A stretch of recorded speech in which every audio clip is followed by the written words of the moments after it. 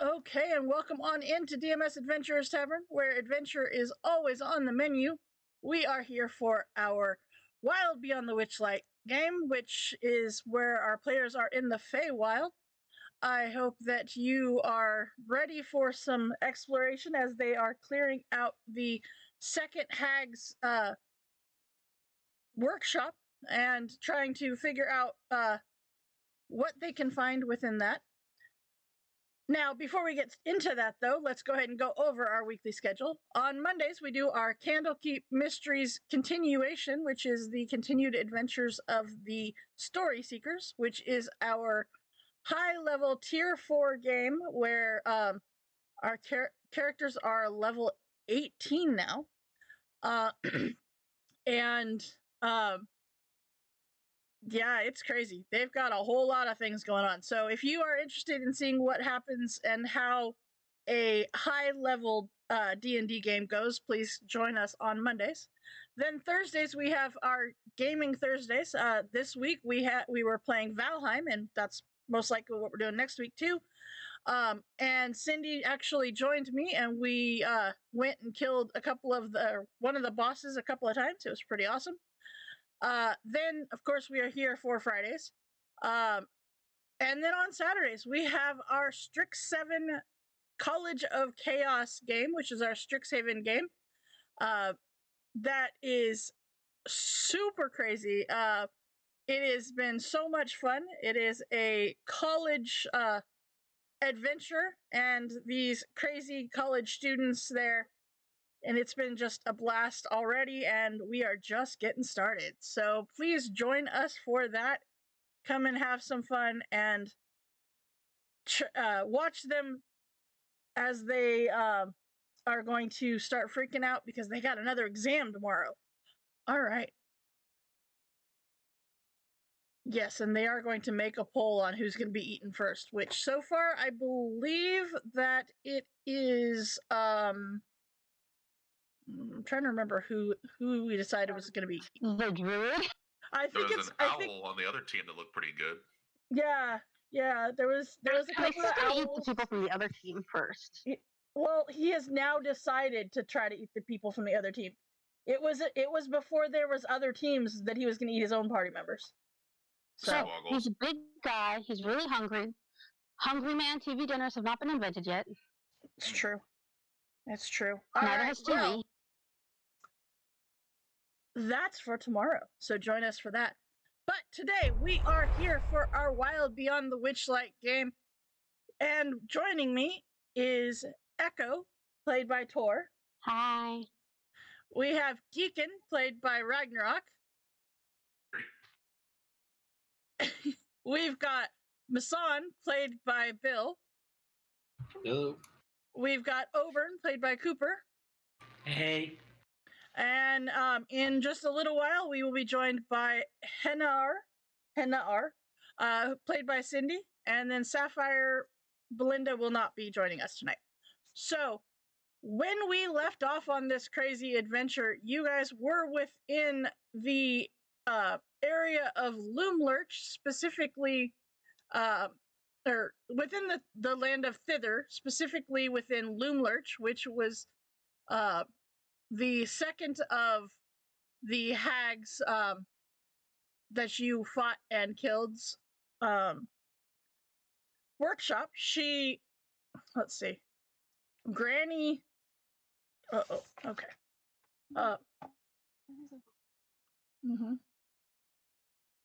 Okay. Granny Nightshade's place, and after having taken care of her, as it were, you went about exploring her facility, and in the process saving the children that had been enslaved by her. And so let's see, let's get some music going on here. I forgot to push play. There we go. Okay. And let's see here. So you guys were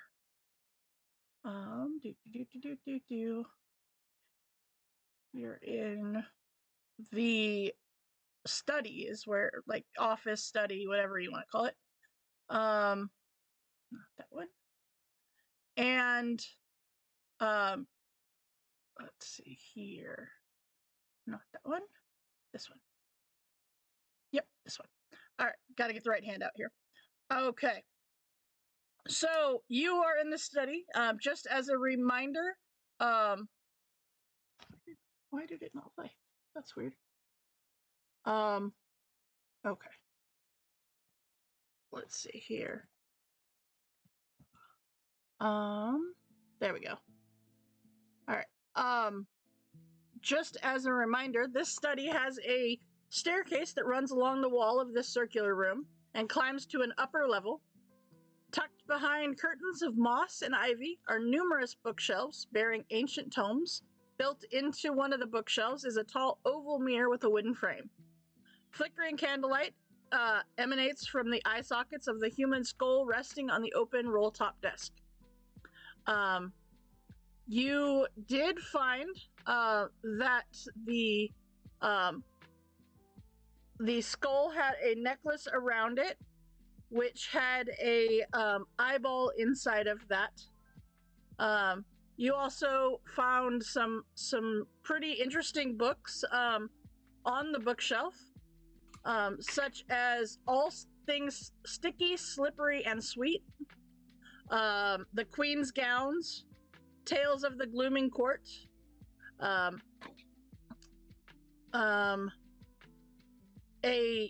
illustrated book about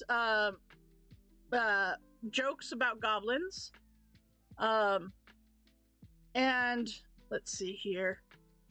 You found another Will the Feywild poster, so of course Masan took that one to add to the collection. And you found a black feathered quill with a bone tip that magically produces its own ink. And you found a little clockwork toad. So, with all of that, where do you want to go from here? Is the mirror, you said the mirror was magical, like the one in the first hag's house? Correct. Don't believe, I don't believe you know where it goes. You just knew it was magical, and it is a some form of teleportation magic to it. So you know that the mirror is a portal of some kind. Are any of the books glowing magic? They are not. Can you give me the list of the books later? Yes. Do we figure out what the necklace? Did the necklace do anything, or is it just an eyeball in a hourglass? So the eyeball inside the hourglass is magical. However, no one had cast Identify on it, so you do not know what it is. But it is a magical eyeball inside of a tiny hourglass made that of a varnished human eyeball inside the lower half of a small hourglass that hangs like a pendant from a necklace made of woven hair, is what it says. And I believe you were going to change the necklace part. Yeah, I didn't want to wear hair necessarily. Mm-hmm. Could I try an Arcana check? Because I don't have Identify, but... Sure. I thought somebody did. I don't believe so. Oberon might, but I don't know. No, I just have investigation checks. There's no Arcana checks. No, yeah, I know, because... Yeah. So can I try? I don't have Identify, so this is the closest thing I can do. Do you have Identify? No, because I don't have the components for it yet. Oh, okay. What is the components for it? There's a pearl. A pearl? Ah, that's right. Okay. So you look at this eye, and you know it's magical. because it was glowing. It you're not quite sure what it is. There's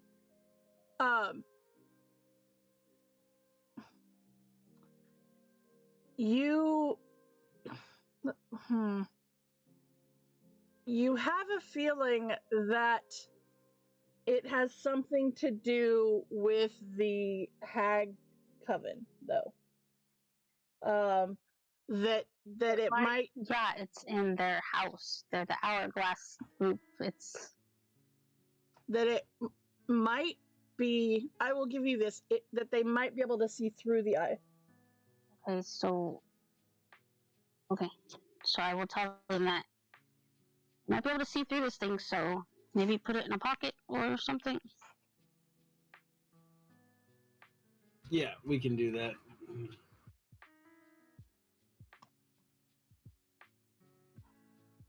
Okay.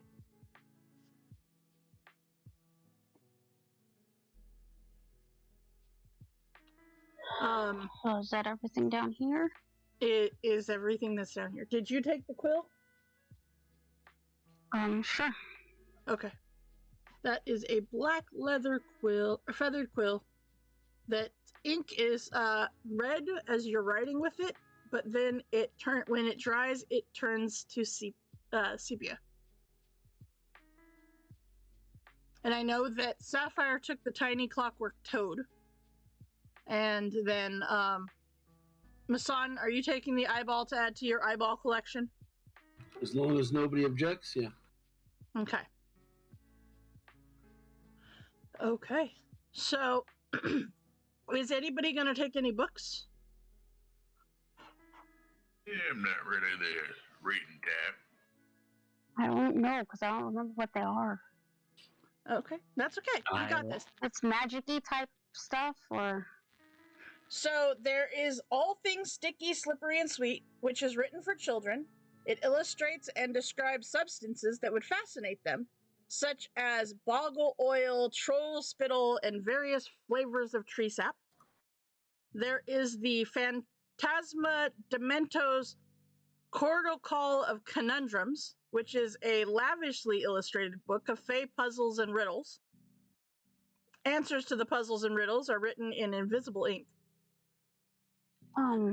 I'll just take all of them. Yeah, they can be sure a kid eating tree sap. You might have a conversation with them. Well, maybe I can figure out what the oil can needs the boggle oil for by reading that one. Okay. There is the Goblin of Laugh Last, which is the thin illustrated book describing Nybogs, who are conspicuously fey spirits that possess goblins, fomenting chaos in goblin society. It's okay. There is A Pity He's an Elf. It's a collection of short stories about an elf adventurer who travels the Feywild and befriends dangerous creatures in surprising ways. There's The Queen's Gowns, describing the famous gowns worn by the queens of the summer queens. Of the Fey Court. There's Tales of the Glooming Court, which is one of the other very popular courts here. I'm making a handout for you, by the way. Let's see, and then there is so the Tales of the Glooming Court is a set of 11 hefty green-covered books.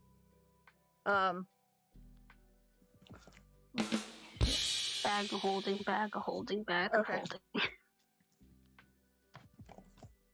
All right, there you go. So there's a handout that has the Loom Lurch books. Thank you. And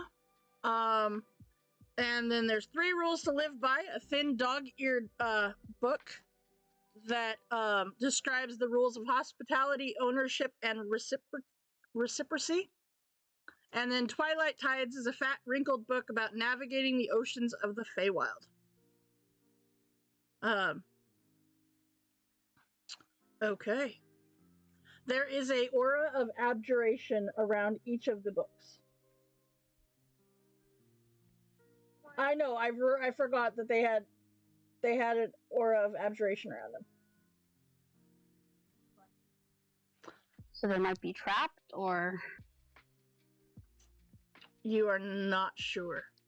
can I look and see if they're trapped? Okay.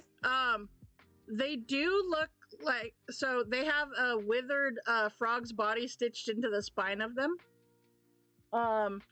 So you don't know if that is the trap or not.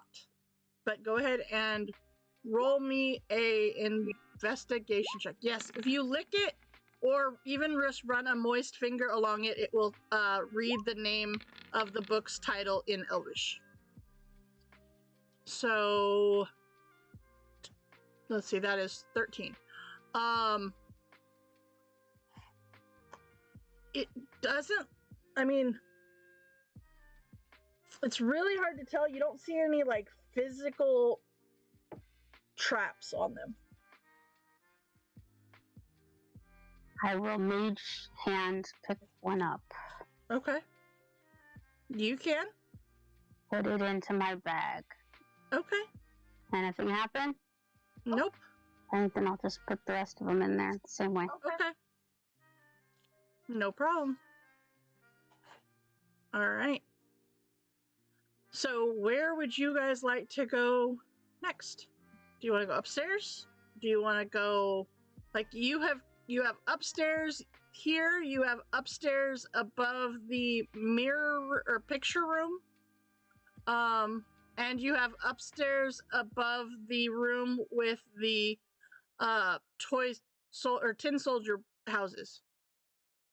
Where would you like to go? I'll go upstairs with the toy houses and such. Okay.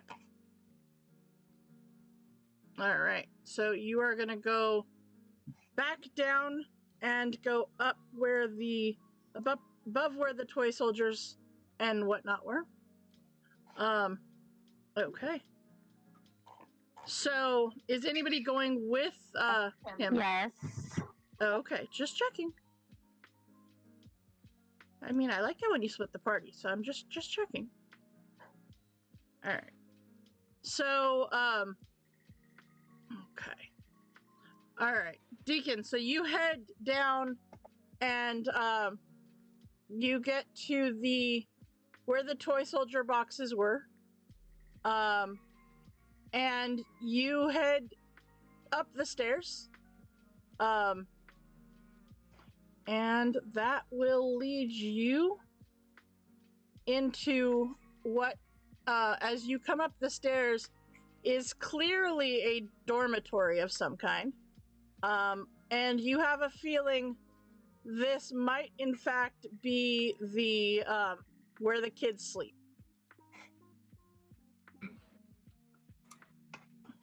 Yeah, ain't no critters hiding anywhere. So this dormitory nestles in the tree burrows and has rounded windows overlooking a wooden balcony. Lining the walls are 10 child-sized bunks, outfitted with patchwork quilts and straw-stuffed pillows. There is, and I meant to put him on here, there is a young dwarf boy who lays on one of the bunks, and a older elven boy that is seems to be taking care of him. We'll do that for those for that.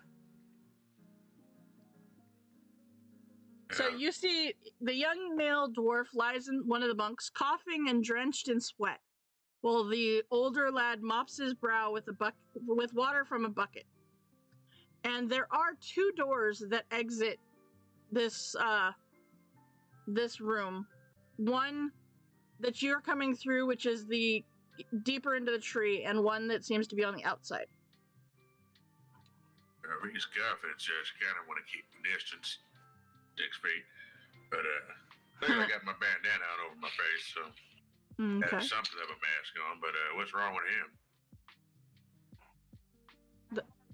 I'm moving Deacon down there. All right, there you go. So you guys kind of walk into the room.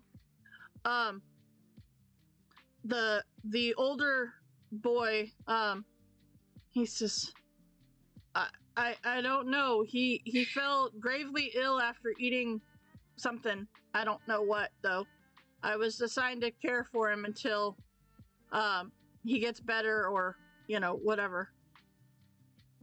Yeah. But shh, Well, because there's and he kind of nods to the door behind you.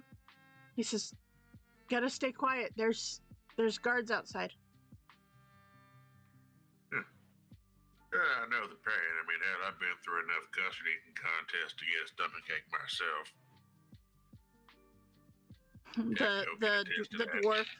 The dwarf is like, oh. Yeah, it's not pretty. Get a bucket. You see he has a bucket on the other side. The contest isn't pretty, and the aftermath isn't pretty.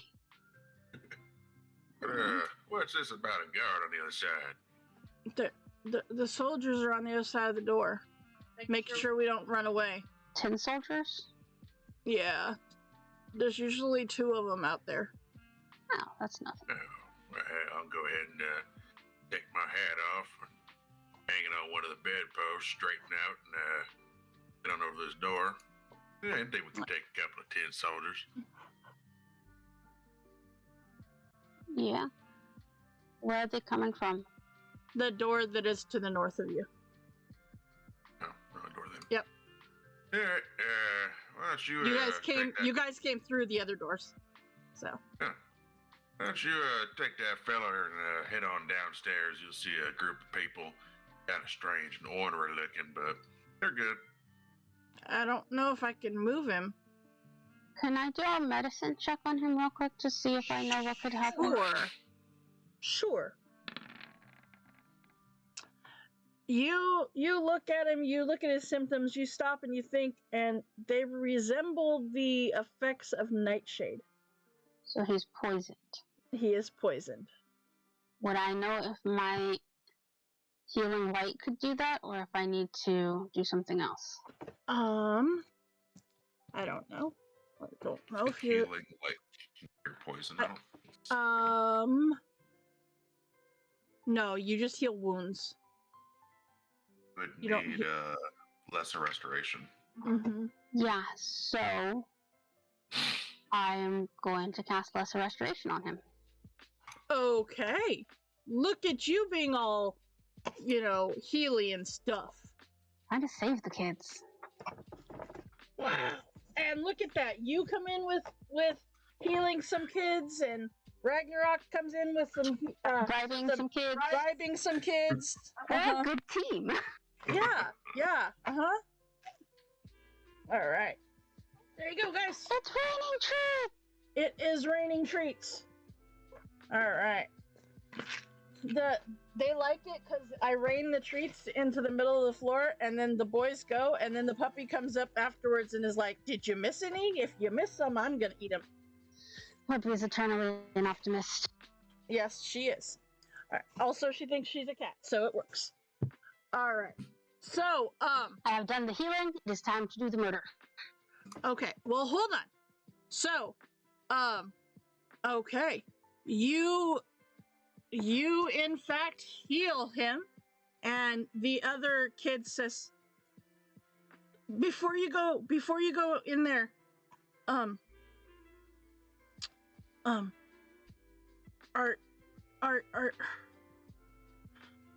are you gonna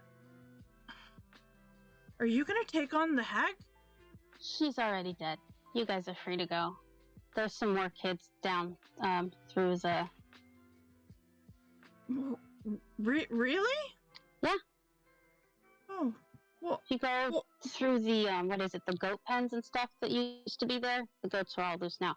If you follow through there, you should find Will of the Feywild and his friends, and they can take you to safety. Just mind the wormling. It still hasn't gotten over the death of the hag, but Yeah. it shouldn't bother you.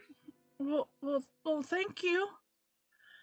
All right, and the other one is able to move thanks to your lesser restoration, they will get up and they will go downstairs. All right. So with that, bam. All right, they are gone. Okay. So how are you going to handle the 2 tin soldiers that are right there? You opening the door? I'm gonna slice the door open. I was gonna say, I'll let Deacon do his thing and I'll have a Eldritch Blast ready to go once we get through. I'm gonna use my sword to slice the door open. Okay. Give me an attack. All dramatic like? Okay. Well, you know, we're even gonna use one hand. We're carnival folk. We like the drama. You do like the drama. You like to be dramatic. A 12 will hit the door, yeah. Alright. You know what? Sure. You slice the door open, and you see 2 tin soldiers behind it. And as the door gets sliced open, they draw their weapons. Or actually, they're slamming, so they like bring up their fists. And they will, in turn, be ready for you. Yeah, All right. What's you to a little murder? Always fun. Go ahead and roll initiative. Just pretend it's Candlefoot. That was good. Did I get an Eldritch Blast off? Go ahead and take your Eldritch Blast off. You got so angry, you go in last. Oh, that does not hit, by the way. Yeah, I kind of figured. Yeah. All right. Masan, did you come with them? Oh, I wouldn't have followed him upstairs, but I'd be downstairs. Okay. I'll say the kids will tell you that they're gonna go take on a couple tin soldiers. The one made me feel better, then got really excited to do a murder. I have to have balance. Healing, murder. Balance. Usually, yeah. Okay. I'm complex. I have layers. You are complex. She's an onion. I was gonna say, are you an onion? Okay. My she's an onion. great granduncle was an ogre. Okay. On your mother's side or your father's side? I don't know how I ended up a fairy from that, so who knows? Okay. Well, all right. So Deacon, go ahead and do your murders, as it were. Yeah, just take a step into the door frame here, Mm-hmm. off the side, leave room for echo, and target this lovely blue fella right in front of me. Okay. And we'll use 2 hands this time. Mm-hmm. That will not hit. Nope. 17? Nope. All right. They have an 18 natural armor class. Mm-hmm. Yep. All right. You only have 1 attack, correct? Okay. Okay. So, Masan, do you start coming up the stairs? I'd probably holler up the stairs first. Okay. You guys, Okay. you good? You got it? Will we hear her? Give me a perception check, Echo and Deacon, please. Echo, you are seeing and only very focused on these 2. You're in that. If you were a barbarian, you would be in rage right now. He said Candlefoot. This is what happens. I know. So if I didn't hear a response, I would start up the stairs. Yeah. Okay. So I will say that with your movement and your action, you could get to the top of the stairs. That's fine. Okay. Oberon, are you following up the stairs? Yeah, I'll follow my son. Okay. All right. So then that is top of the stairs. All right. It is their turn. Blue guy is going to try to slam into Deacon.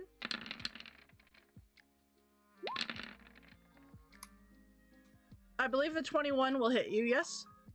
Right. Okay. And then the orange guy is going to come up and try to Echo. I assume you're kind of flying off the ground a little bit. Yeah, just Okay. And he's going to try to slam into you. As a 16 and a 16. So that is 13 points of bludgeoning damage to you. And then Echo, it is your turn.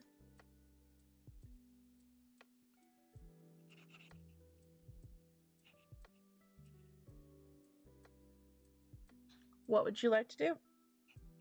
As he is now in melee with you.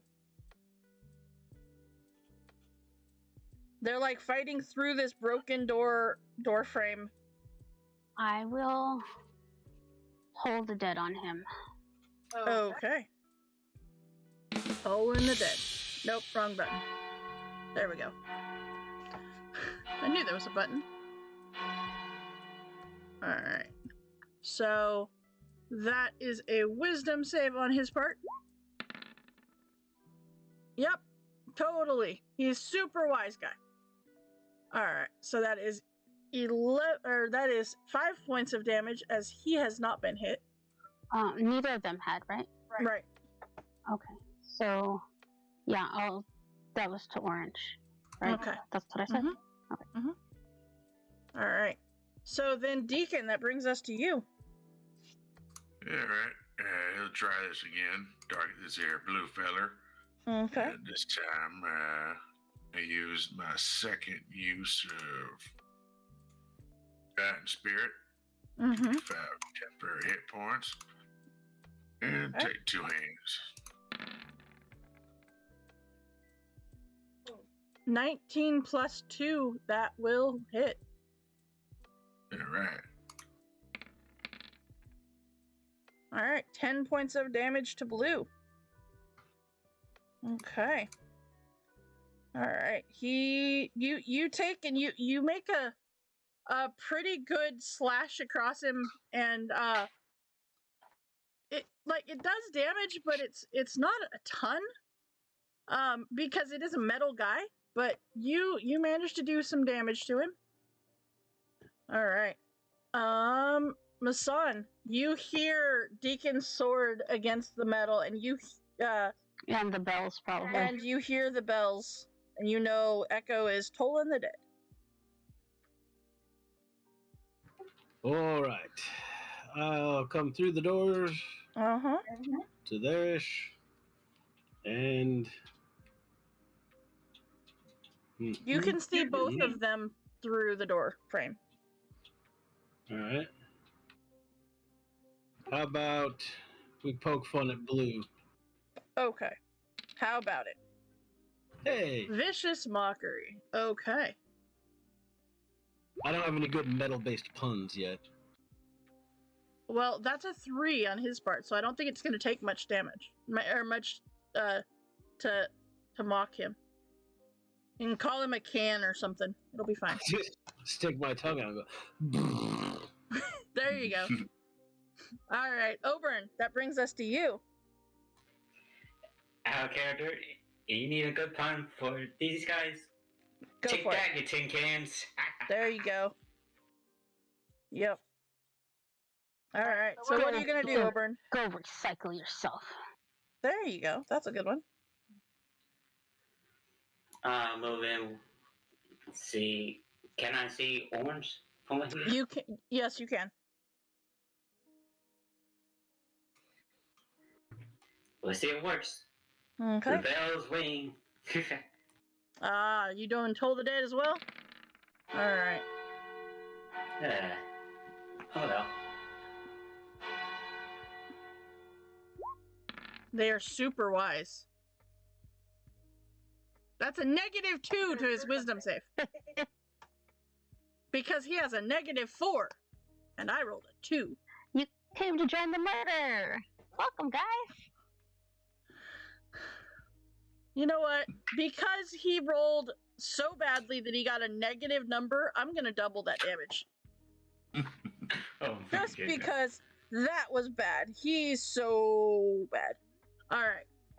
His head hurts. There's ringing, like, you hear the echo of the bell in his head. All right. Yeah, I'm in your head now, huh? All right. So Blue is going to take a couple slams at Deacon. That was a disadvantage, right? No, That was really unnecessary. it was perfectly necessary. And Should then be the disadvantage for the. orange. Yep. Oh, orange. Or- Okay. Yeah, I thought that's he fine. did. He'll- I thought he did. I thought he did orange. I don't know. Okay. That's fine. I mean, my temporary hit points took most of that. Okay. And then, so we'll do the first one is at disadvantage on Echo. So 15 hit you? It does. Okay. And then the other one is a 22, and that one will hit you as well. So 12 points of damage to you. All right. So Echo, it is your turn.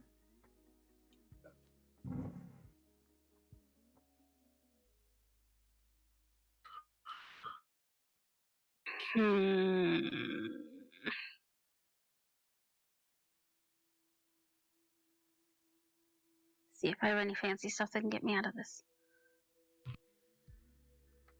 No. I will just toll the dead on orange again and hope to kill him. Okay. Yep. All right. That is 4 points of damage, and you are rolling your Toll the Deads just like normal. Well, as a bonus action, I'm going to give myself my last bit of healing. Right. Okay. And that is how much healing? 4. 4. All right. Okay. So then, Deacon, that brings us to you. You see Orange. Orange is looking rough. Blue is still kind of holding his own, but I mean, he's hurt, but he's still holding his own. But Orange is looking rough. All right, he'll take a small step forward here, try to clear the action economy and that, and attack the orange feller. Okay. There you go. There you go. And that is enough to get rid of Orange. All Since the right. start of the campaign, we have rolled 75 nat 20s. Wow. Where was That's- this in show? And only 44 nat 1s. Nice. It was not in Chult. We didn't believe in that in Chult. Yeah, you know what? The hell The with death it. curse involved also cursing the natural 20s to not exist.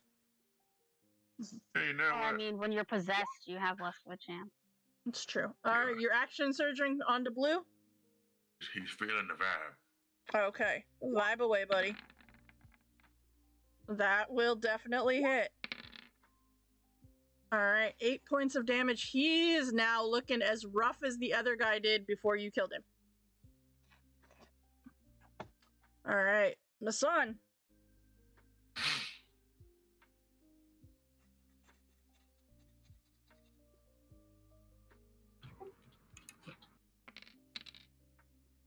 Okay, we're doing another.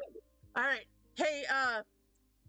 Hey, Cooper, do you have another can pun? Nope, not this time. He makes it. Good, cause he made it. Apparently, Blue is smarter than or wiser than Orange was. All right. So then that brings us to Oberon.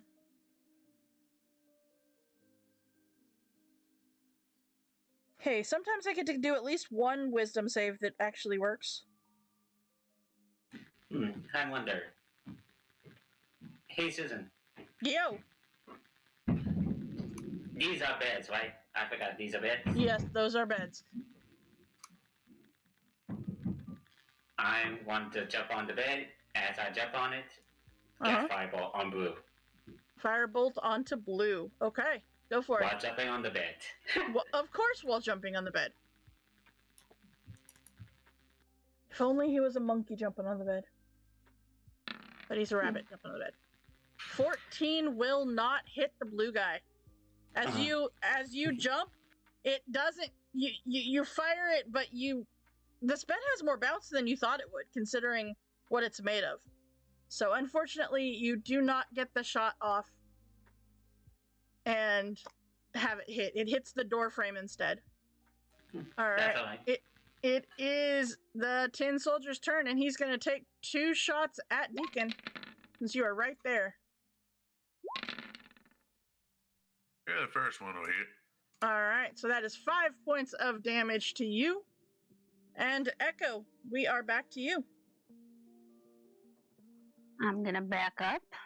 Okay. And I'm gonna drink a health potion. Okay. All right. It's not working.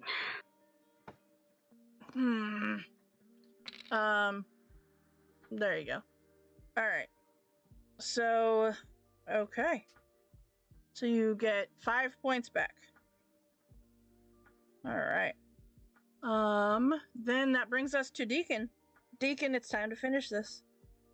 All right. Don't worry, Echo. I got this. I will pop that. Okay. I hate it here. That's not as much as you hated Schultz. All right. That does not work. Unfortunately, he does not seem to do any damage. I Masan. will an action surge. No, you'll Like only do next- it once, right? Or maybe twice. Or maybe only once. You're not high enough level to do it twice, buddy. Or maybe I am. No, you're not. So weak that even our tank here is decided to not bother with you. Okay. That's a 10. Cindy, you're All right. So that brings him down. He is really, really hurting. He's just not gonna survive this. Oburn, what are you gonna do?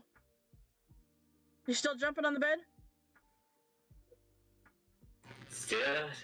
still trying. I tried to aim perfectly this time between the jump. Okay. Now that you've kind of got this rhythm going, hopefully it'll work.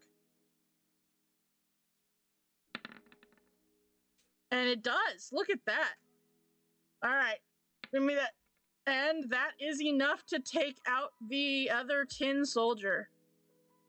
All right. As you have cleared this area up here, this bedroom, you notice that it's clear that this area was the dormitory. I mean, you see like random stuffed animals, you see some kids coloring pages, things like that. But everybody give me a investigation check, please. You do not see anything magical, though, unfortunately. Okay. I'm not I see everything. You do see everything. Deacon, I figure at this point you were so frustrated with the Tin Soldiers, you will take the time to just throw them off the stairs. Yeah, sounds about right. Yeah, no, that's... Alright, so, Echo, you find a silver bookmark shaped like a feather. It's really pretty. Hey, Henar's here. Cool. Hi, Cindy. Alright, you guys also find a gold signet ring depicting a weeping willow, and you find a cracked bloodstone stuffed inside of a pillowcase. And I will put that 3 items into chat. So that is what you guys find within this dormitory setting. Along with the kid that you healed and the other kid. Which are now gone. stealing stuff that children have stolen? Yep. Seems like it. Cool. Good answer. They don't need it. They're not coming back.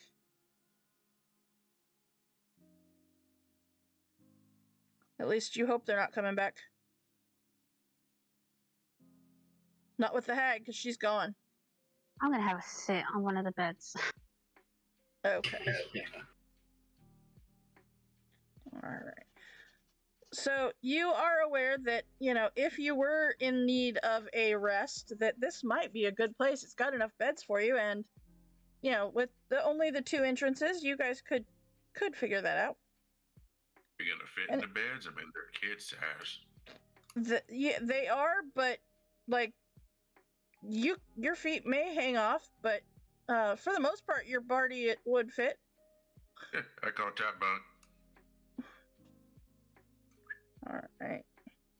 Good, because contrary to my wings, I like the bottom bunk.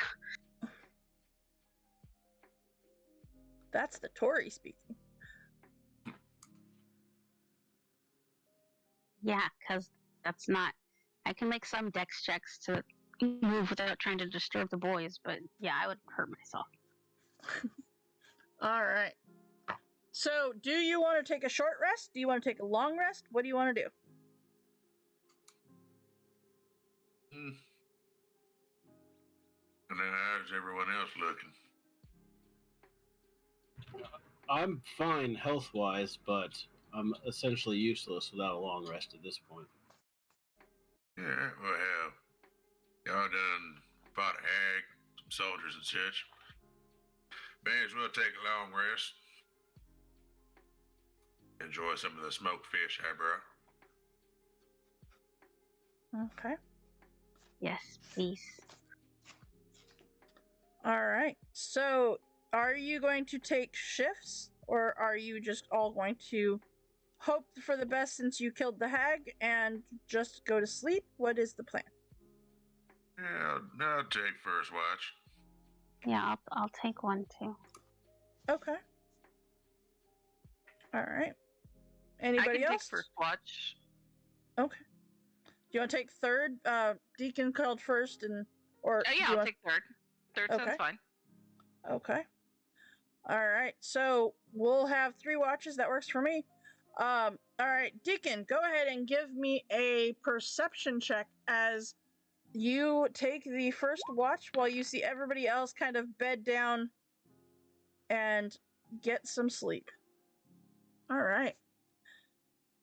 As you watch your party members and they settle down into these beds, I believe Masan, how tall are you? Oh, like 5 something, 5, Okay. 6 or 7 tall, relatively tall. Yeah, you find a bed that that is a little bit bigger than the rest of them. Maybe for one of the older kids. And it works. Your feet only hang off a little bit. But everybody else seems to be okay. Henna, how tall are you? Because I know you changed your height now. Yes, I'm 5'8". Okay, so you also find one of the beds for the older kids. Could always just smush 2 beds together and lay on them sideways. That too.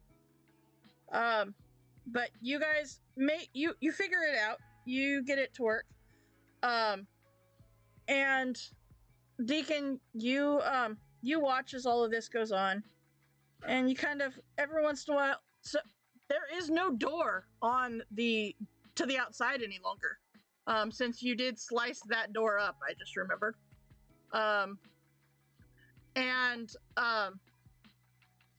So you kind of keep a watch on everything. You guys have the bedroom door to the inside closed. It does not have a lock on it. But you have it closed nonetheless. And as your watch goes on, Deacon, is there anything that you would like to do during this time? Just They got a small block of wood and is going to start whittling a little figurine of Echo. Okay.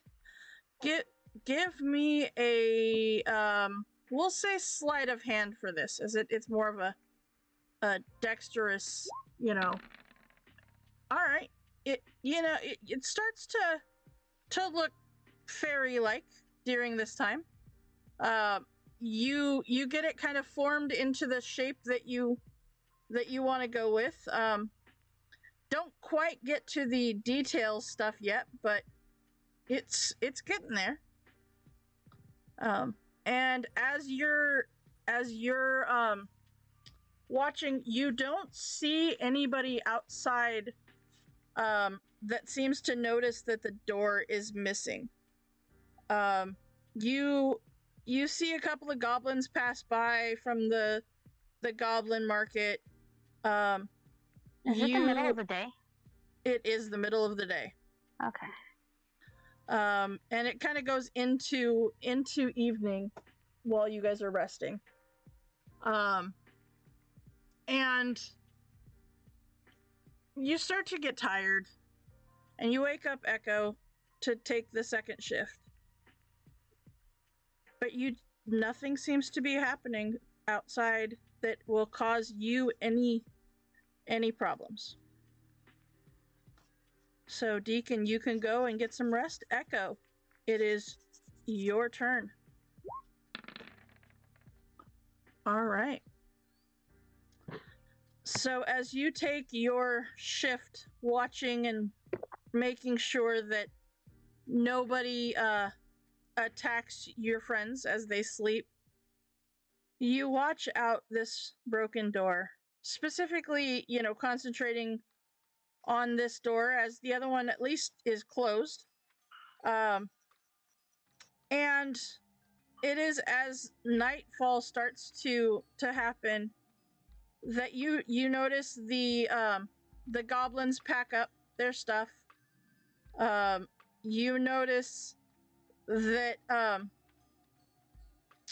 that they seem to get ready to go home, and you see the one that took you to meet the hag seems a little suspicious of the fact that there's no kids within the workshop when they go in to take the candy back inside.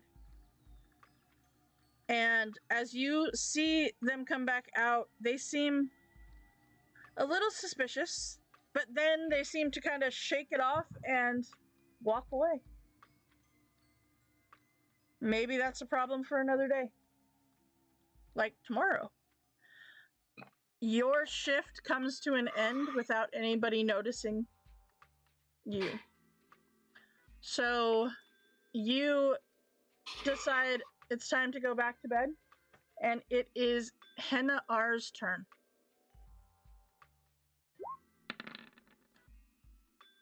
All right. It's the middle. It's now nighttime. As this is an 8-hour thing, this works. There is very little to no commotion outside, with the exception of a random pig and goat that you see, as it seems they're still running around like crazy, eating plants, causing trouble. And so, is there anything, I meant to ask you this, I'm sorry, Tor, but Henna, is there anything you want to do during this time? I'm just casually, lightly, quietly strumming on my dulcimer. Okay. Just sort of like lulling everyone to sleep. Nice. I would have Alright. just flipped through some of the books. Okay. When you went to pull the books out of the bag, all you got was ash. Dang it. Oh well. Alright. So with that, you all are able to get a long rest. And I see the long rest button isn't working either. I don't know why they're not working. Alright. The other ones work, so I'm not sure why these ones are not working. Yeah. I don't know. Alright, we'll restart the sandbox. Maybe that'll help. Alright.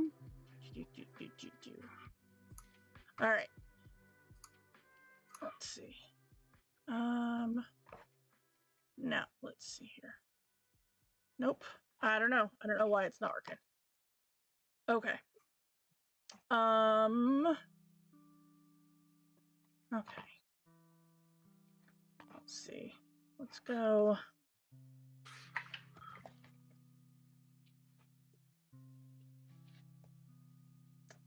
Okay. There you go. Hold on, let me change it then, because I think they changed the command. No, that's the same command. I don't know, that's weird. I don't know. That's strange. If you type into chat !long rest, it'll work. It'll do all the things. So, I don't know.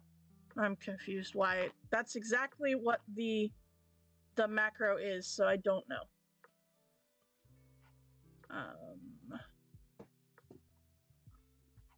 Alright. So, okay.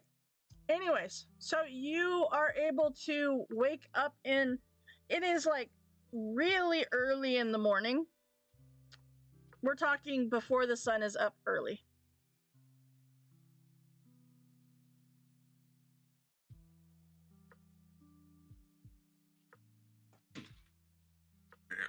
Well, hell.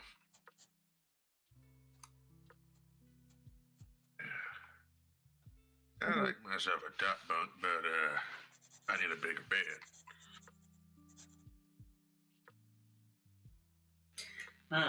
Honestly, soundly, that was actually surprisingly nice. Ain't working. Yeah, I do it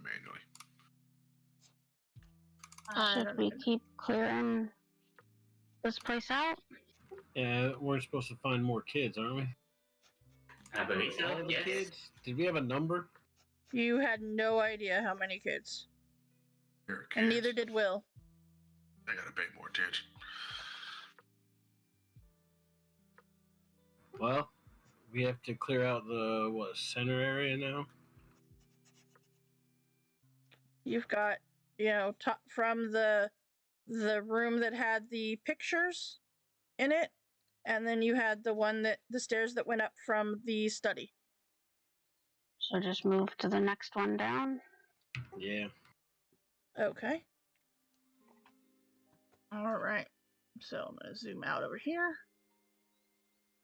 All right. So you're going to the one with the pictures. Yes? Sure. All right. Okay. So you head that way, and let's see here. I'm gonna go. Let's see. Actually, before everyone leaves, I would have woken up and told everyone you were awake. Okay, that's true. I was awake. As I woke everyone else up, I would have told everyone a rousing story about how impressed I was at their prowess and how well they did, and I appreciate everything they did, and everyone gets 6 temporary hit points. Did we take the leadership thing? Inspiring leader. Inspiring leader? I am an inspiring leader. You are an inspiring leader. Look at that. She'll inspire you in real life and in D&D. Yeah, all right, man. That's very kind of you. Thank you so much. That's a good story. I felt so pumped. All right, who's got the coffee? It's a good question. Apparently, it's not anybody. I'm no good without my second coat. Just to let you know, I replaced Sword of the Dead with my sword, just to let you know. Okay. You can go to the kitchen. There is a kitchen after all. All right. Go get myself a cup of joe. Yeah, because actually you guys go by the kitchen, or no. No, it's the next room up. So yeah, you can easily go to the kitchen before heading up the stairs. Elkhorn's already got all the coffee and everything ready for us. There you go. There you go. That sounds like a plan. All right. So with that, you can head up these stairs and do room 12. All right. So you see the stairs bring you to a like empty room that has a door to it. Kind of seems to just be, kind of empty. Magic? No magic in here. Doesn't seem like it. Do I see anything on the walls, maybe? You do not. Do you open the door?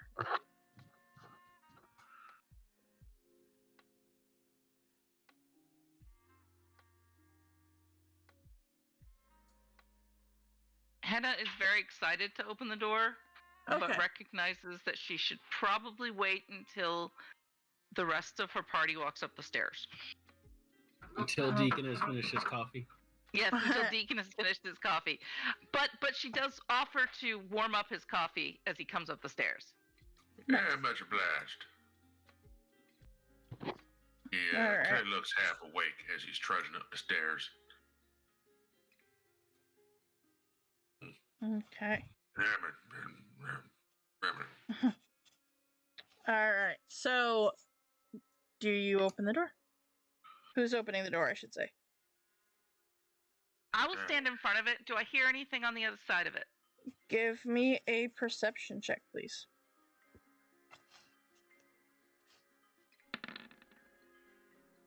You do hear what sounds like machinery on the other side of the door. Okay, so I will relay that to everybody else and sort of get everyone else's thoughts on opening the door.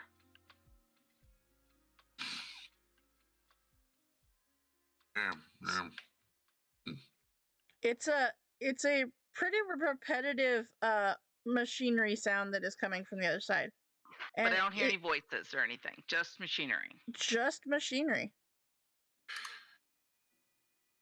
Okay, my recommendation is we try and open the door, guys. Sure. I'm gonna have an Eldritch Blast. I'm holding it in case something bad comes through. Okay. All right. Okay. So you open the door. Is the door unlocked? It is unlocked. Okay, I will open it and I will slowly open it and peer in. Okay. Sort of trying to be quiet and try and get the jump on anything that might be on the other side. Okay. You see 3 large freestanding looms dominate this chamber. A young goblin and a pair of gnome children work the machines, filling the room with a loud rhythmic clatter. There is a door set on the opposite wall, and not from where you can see it, but there is an archway that leads to a storeroom to the east. Okay, I will step through the door. Actually, I will jump through the door Okay. and tell the goblin, we're taking the kids with us. I am a kid. The goblin's a kid? The goblin is a kid too. Oh, well then come with us. And kind of looks back at the other door. But we can't. We have to finish our work. You don't need to work anymore. You're a child. Your job is to have fun. Oh, but what about the hag? No hags here. Yeah, dead. Okay. Okay. And kind of like all three of them run out the door.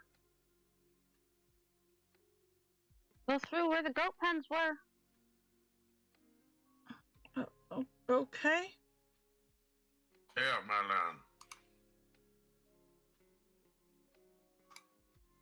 So you know that there is someone out that door, out on the balcony.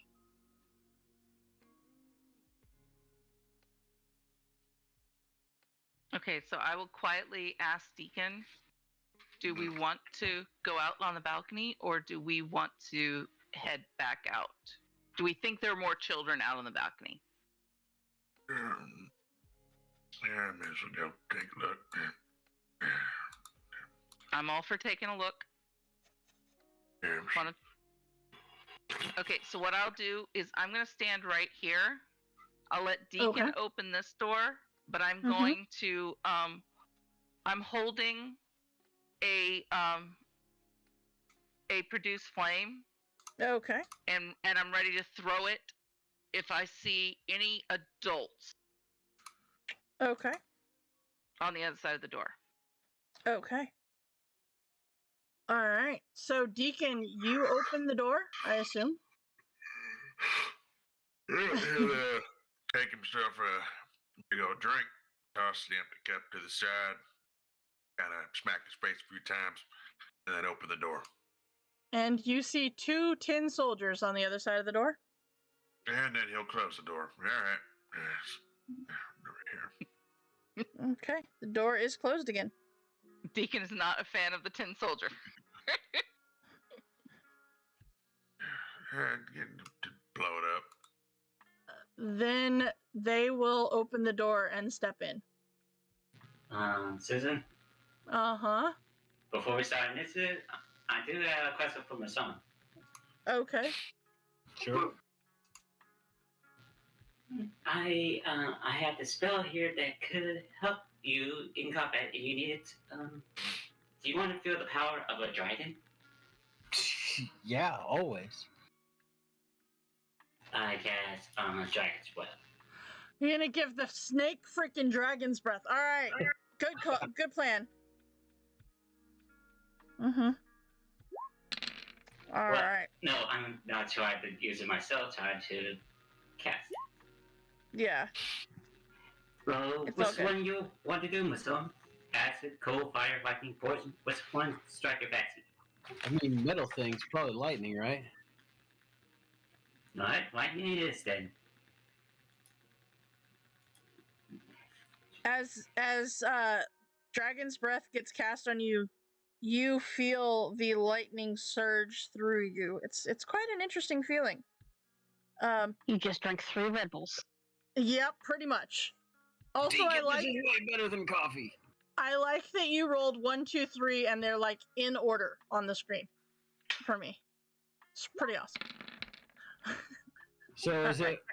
I can do this once, or No, you for a can do minute? it multiple times. As long as that concentration is still up, you can do this 10 times in each round. Wow. Yeah, Alright. you can do it each round for a minute. Yep. So, which one were you going to? Oh, the white one. The okay. white one looks like the first one through the door, right? It is. Yep. For Yep, one, the white one. For holding it and you throw it and you didn't quite have enough fire. It fizzles out before it hits the guy. Okay.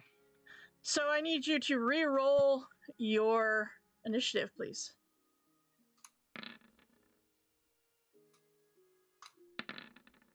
Ooh, that's pretty. That was a nice nat 20 right there, Mr. Tin Soldier Man. And a nice natural 1 right there. All right. And I was holding an Eldritch Blast for the first door open. I don't have. you didn't say you were holding it for the second door? No, I Okay. was still back in there, so. Yeah. Okay, just checking. Yep. All right. So Henna, it is your turn first. going to go up to the white one Uh-huh. and attack him with my rapier. And Okay. as always, Mm-hmm. she looks more like she's a ballerina than a fighter. Okay. It's really pretty, but it doesn't quite hit. Almost, though. You were looking for an 18 to hit. Ooh. Mm-hmm. Okay. And then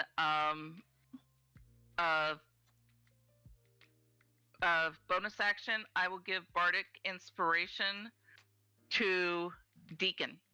Okay. Deacon, you've So got it's a some... D6. All right. What was that? You've got Bardic Inspiration. Yeah. All right, then.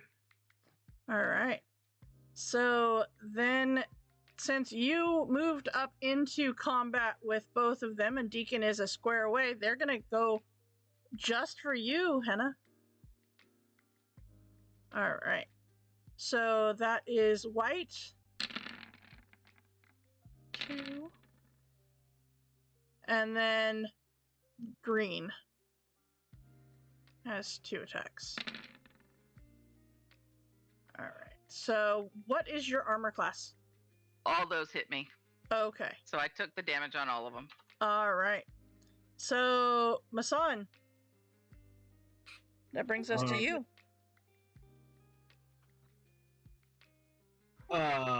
Well, I'm gonna stumble over that way and see what this breath thing's all about. Okay. So it is pretty much the equivalent of Burning Hands. So it's from there, I should be able to get them both, right? You do, and you can you know what? Give me an intelligence check, please. Oh no.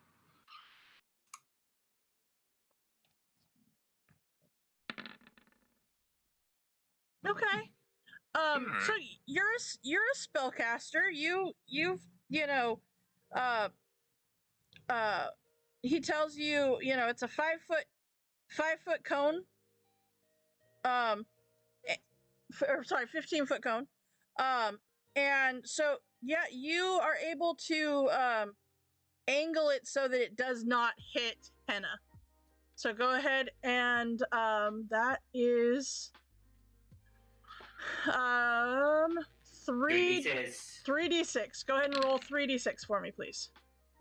And that is dexterity. 1 green and then white.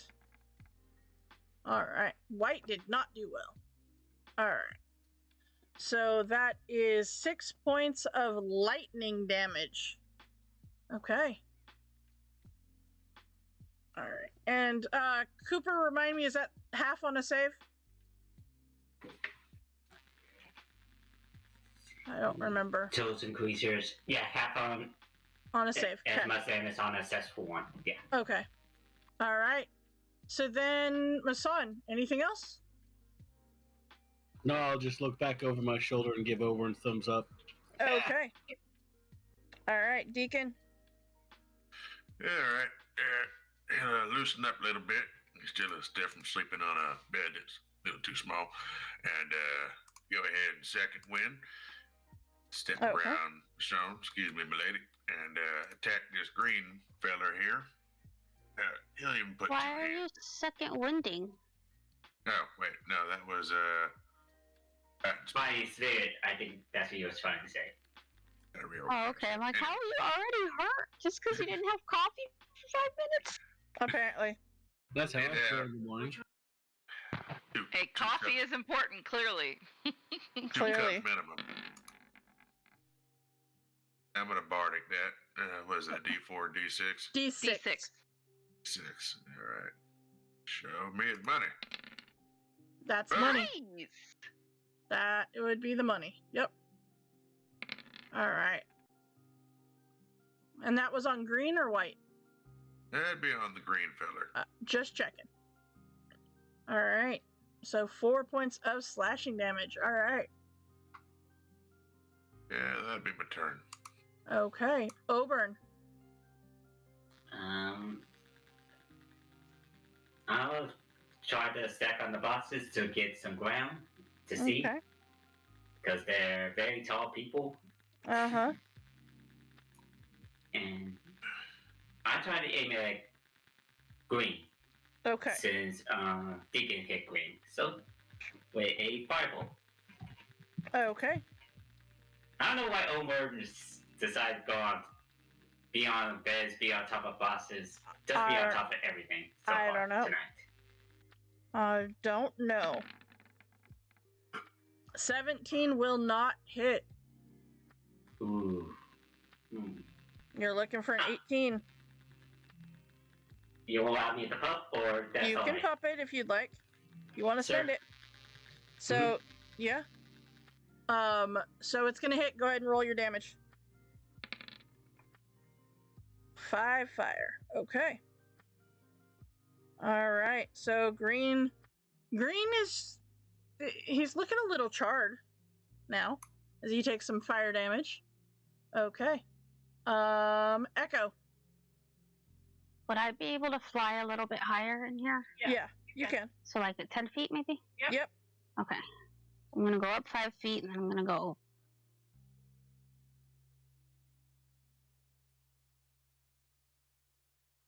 Okay. And I will toll the dead on. Has White taken any damage? Yes.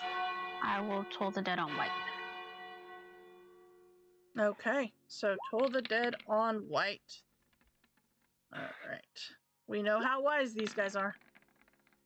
-3. All right. We're going to go 8 points of damage because we're doubling that damage when they get a negative number. All right. So, anything else?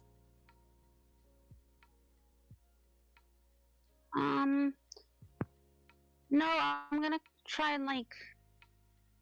I don't know how high the things are. The looms. You're looking at like, I would say 8 to 10 feet. Yeah, on so I'll there, kind of try and stay behind one so they don't have a clear shot at me. Okay. You've fought them enough to know they only have melee attacks. And I'll just stay there. Okay. Henna. Okay. I am going to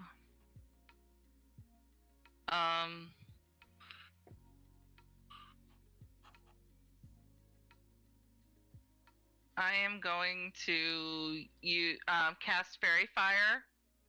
Okay. So that it's a box that only encompasses the two of them and not anybody in our party. Okay. And that is dexterity or wisdom? Dexterity. Okay. So green. Dex 12. And then white. Come on. There we go. Nope. Okay, so All white right, is so Fairy Fired. White is fairy fired.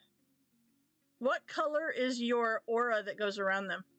What color it is literally the color of orange fire. Okay. So they sort of look like almost like they're crackling. Okay. So you see that now the white guy has this orange aura around him as it is sparkling with what looks to be orange fire. All right. Anything else you would like to do? Nope, that'll be it for me. Okay. And you are concentrating on fairy fire. Yes, I am. And you're concentrating on dragon breath. Okay. All right. So it is their turn. Let's see. You know what? White is going to slam against Henna. Nope. And miss. All right. And that one will hit you for 3 points of damage, and I need a con save. Yep.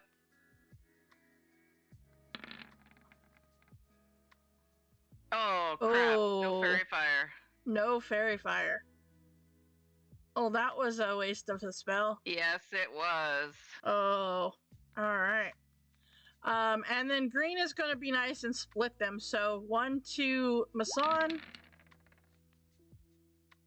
and 1 to Deacon. Deacon, does a 14 hit you? Yep. All right. So then, Masan, it is your turn. I had a pretty good. I had a chance at that one, Henna. Yeah.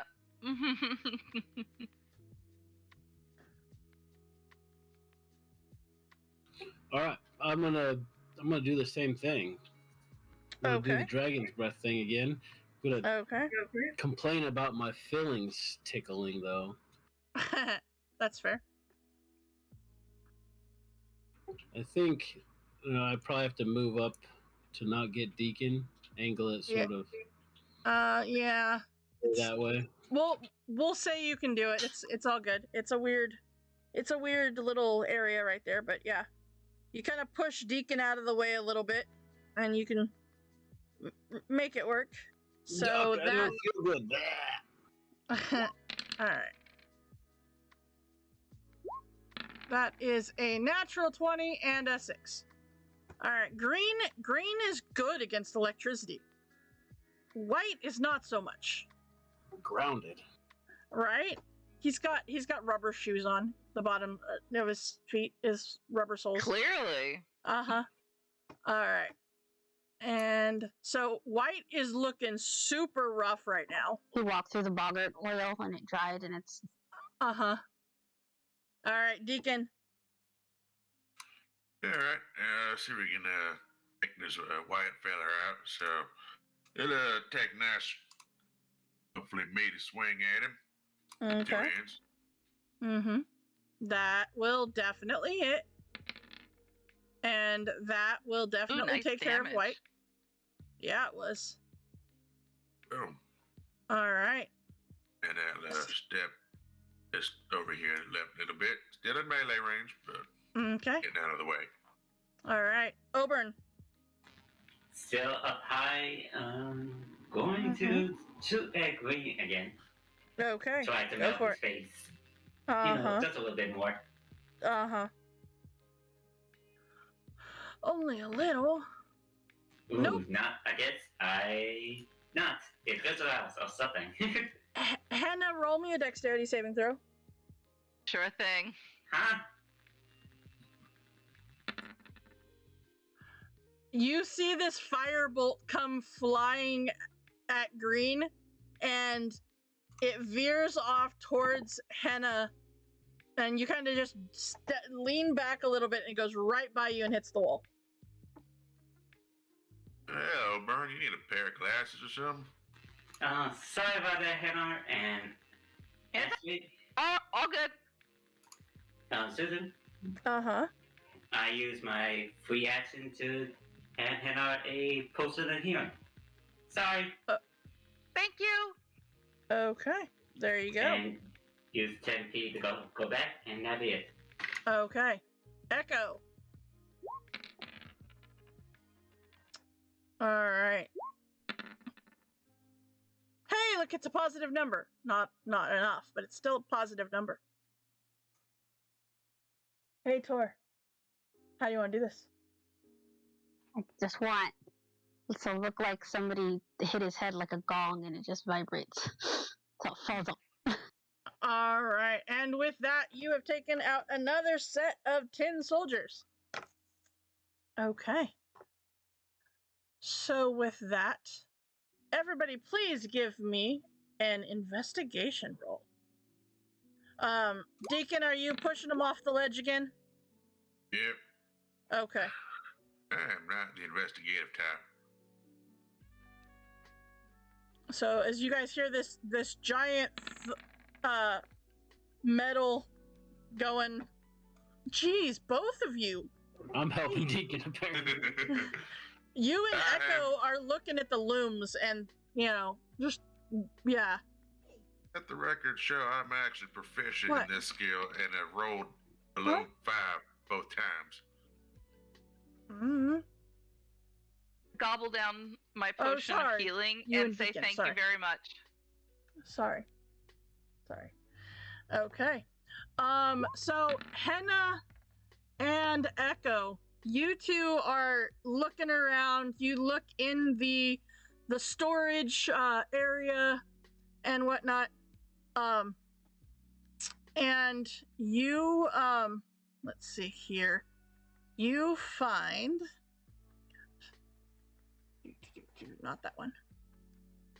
This one. It is 8. Hold on, I've got the wrong space here. All right. 13.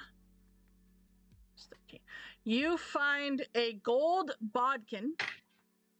You find a pouch holding 35 silver. Although the coin's mintage is unfamiliar to you. And you find a small leather-bound book containing delicate sketches and watercolor paintings of pixies, sprites, and other fey creatures.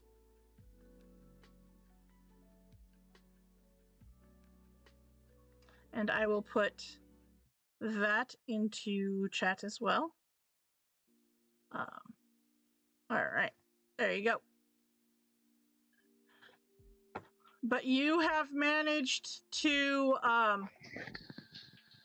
go ahead and clear out what is clearly, now that you have a moment to stop and look around, this is clearly the textile mill.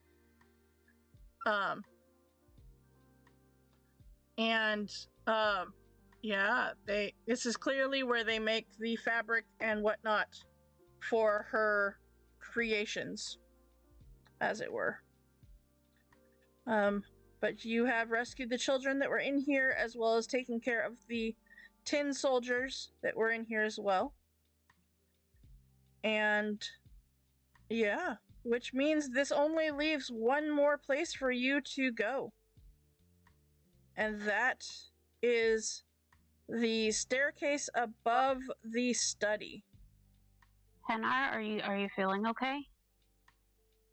I'm feeling okay now. Thank you to Oberon. I'm feeling pretty good. Yeah. Good. Urban almost singed you. I'm really sorry about that. I thought I had better aim. Hey, I was good. I'm feeling okay. Thank you though. With some coffee, Oberon might wake you up a little bit. I don't think coffee me could do much better. No thank you. Alright, so as you guys venture back downstairs, you see Deacon grab another cup of coffee as you guys go through the kitchen, and you head back to the study. Alright. You do need a roadie.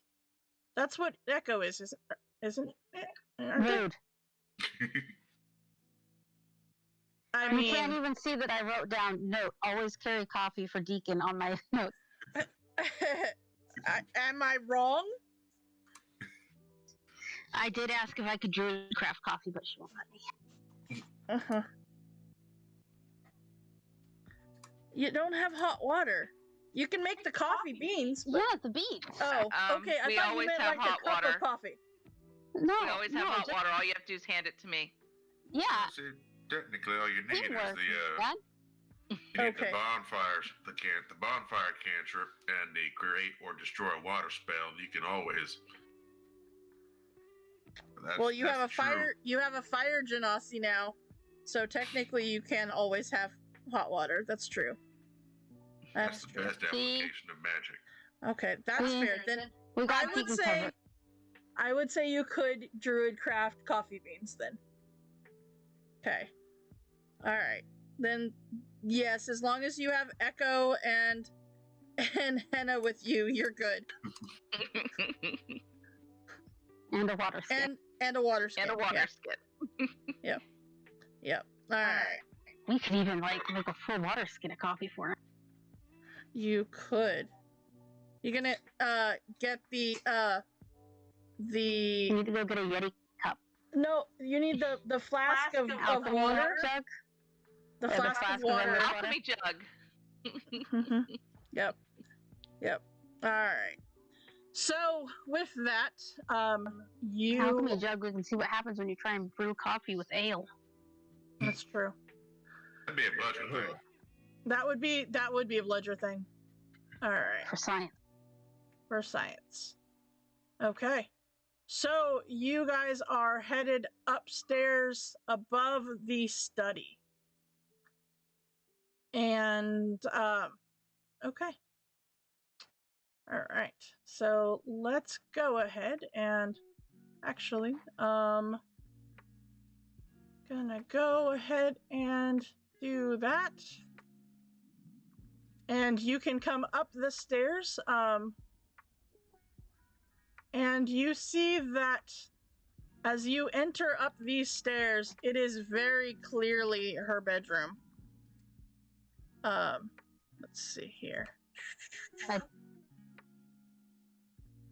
Hold on, I'm getting there. All right. So as you step up into this room, you see that it is that almost everything in here is orderly. It from the bed to the patchwork quilt that is on it to the ornamental pigs arranged in a neat row on the dresser. Such tidiness is at odds, however, with the decaying dollhouse sitting on the bedside table. This 3-foot-tall edifice has seen better days and is now besmirched by peeling paint, mold, and rot. Behind the dollhouse, by the window, moths seem to flutter inside a large bell jar. Facing one another along the outer walls are a pair of doors. Next to the door closest to the staircase is a wooden rocking cradle with a neatly folded blanket in it. You said magical? The dollhouse does irradiate magic.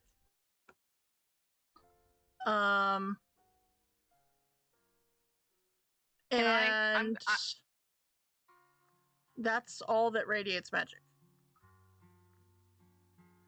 I want to go up and look inside the cradle. Okay. Give me a investigation check. Ooh, It's nasty. a cradle. It's a cradle that rocks, and there's a blanket inside. Okay. Is it a cute blankie at least? It is a pretty Probably cute blanket. not. Oh, It is really? actually Okay, a really well cute that's blanket. actually surprising. The hag surprises me right now. Mm-hmm. Yep, it's a pretty cute blanket. I'll even go so far to say it is green in color. Like it was meant to be green, or it's got like mold on it? No, like it was meant to be green.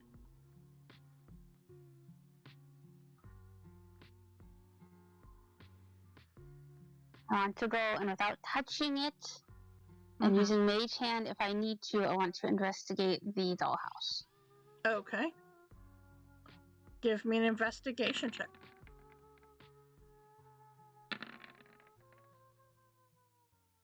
Okay.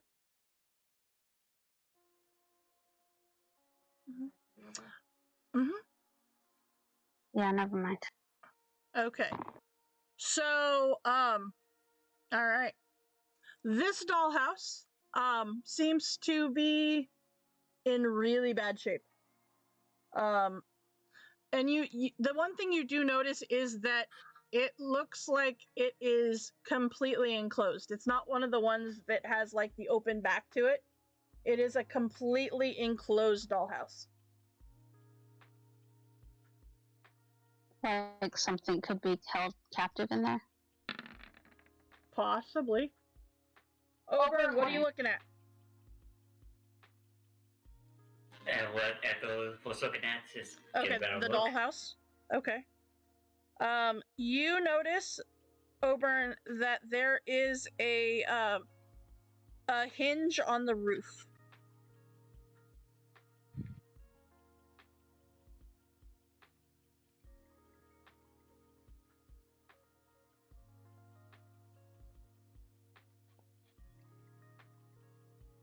So you kind of think that this maybe opens from the roof. The dollhouse does. Masan or Deacon, do you want to look at anything? Yeah, that's outside of my wheelhouse, but I guess I'll look around for something out of the ordinary. Okay, because you've got 2 doors, one to the north, one to the south, and then you've got the dollhouse, the rocking cradle, you've got the jar of moths. I mean, what would you like to look at? Yeah, I'll go through the door on the south side and Okay. see what's over here. All right. So you open that door and you see that old empty birdhouses are nailed to the walls of this cramped room, and a dozen bird cages hang from the ceiling. The cages are filled with tiny clockwork sparrows. As the birds' gears turn, the air hums with a rhythmic ticking. And you see that there is a desk in here, and papers and quills are heaped over on it, and a pair of open windows overlook the forest beyond. Carved into the wall above one window is the word Thither, and above the other is the word Yawn. It seems that this is Granny Nightshade's aviary. Much like her sister, she uses birds to communicate, but hers are of the clockwork mechanical variety.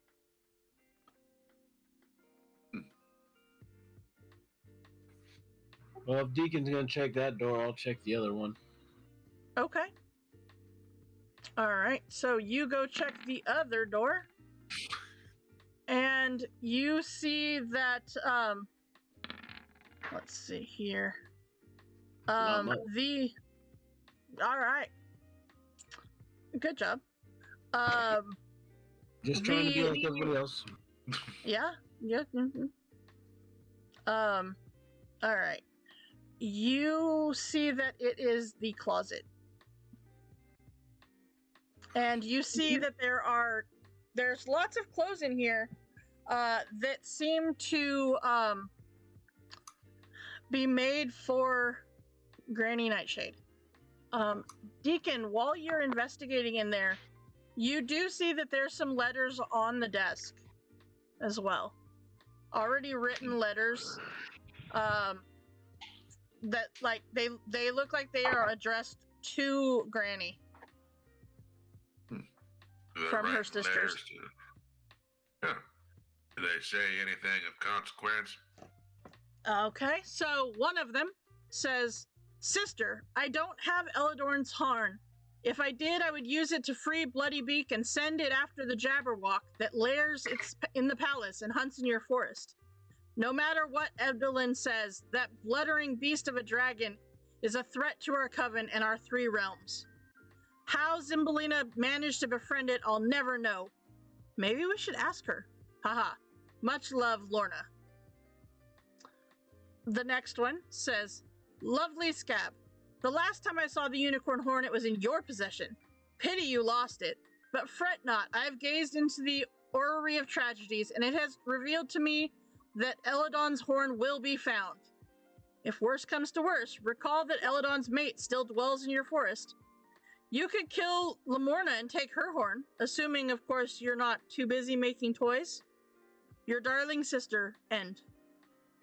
There is a third letter that says, "Dear sister, there's no use asking Edelin if she has the horn.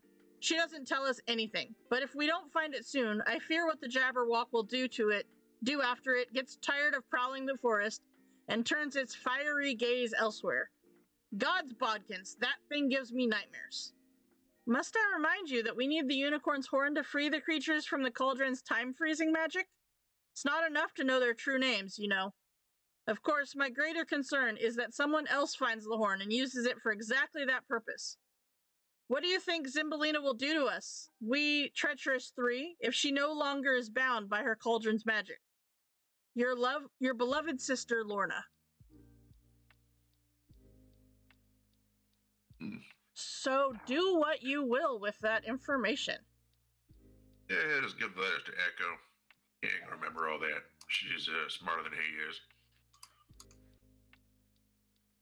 Okay. Thanks, Deacon. Something about a Jabberwock. I know she's a little wordy. Unicorn horns and such.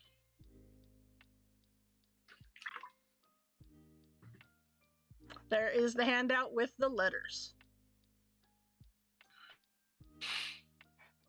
All right. So with that, what are you gonna do?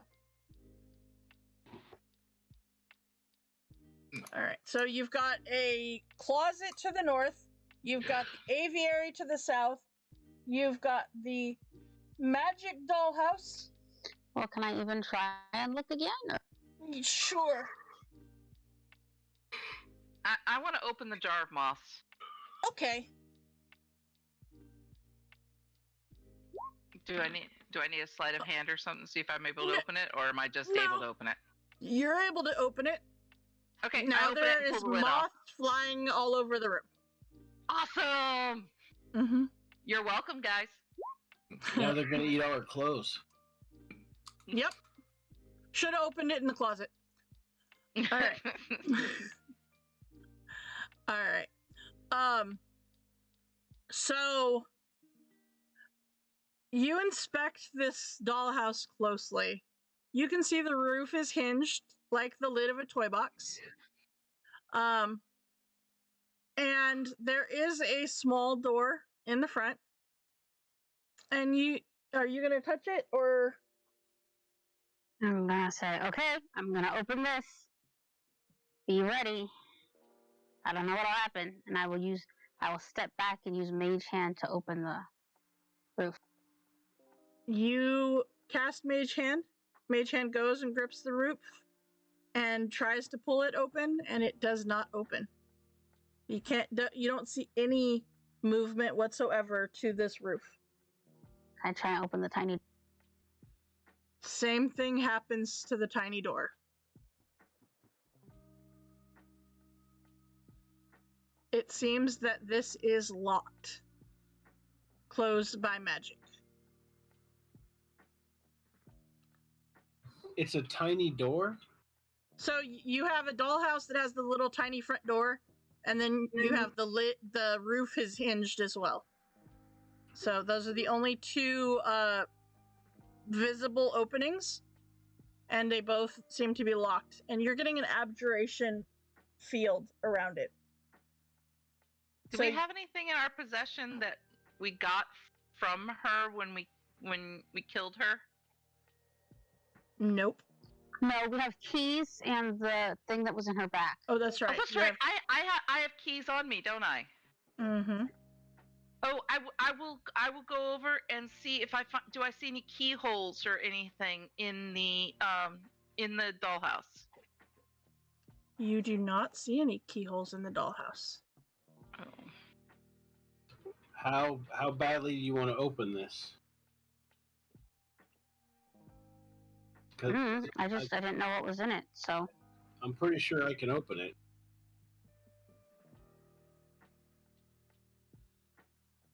I mean, if you guys want, I don't. I'll walk up to it and I'll cast knock. Nice. And it will open. Nice. No amount of brute force would have opened it. It was arcane locked. And as soon as Masan does that, you notice that the abjuration magic around it from the lock is gone, but there is still magic to this dollhouse. Well, Deacon Bludger's not here. All right. So you see that this dollhouse, being fully enclosed, you could see through the little windows and stuff that there was the front door. There's a little gloomy little foyer, a parlor, a kitchen, a dining room on the ground floor, 2 bedrooms, a sewing room, and a non-functional bath on the second floor, and a spooky, spacious attic.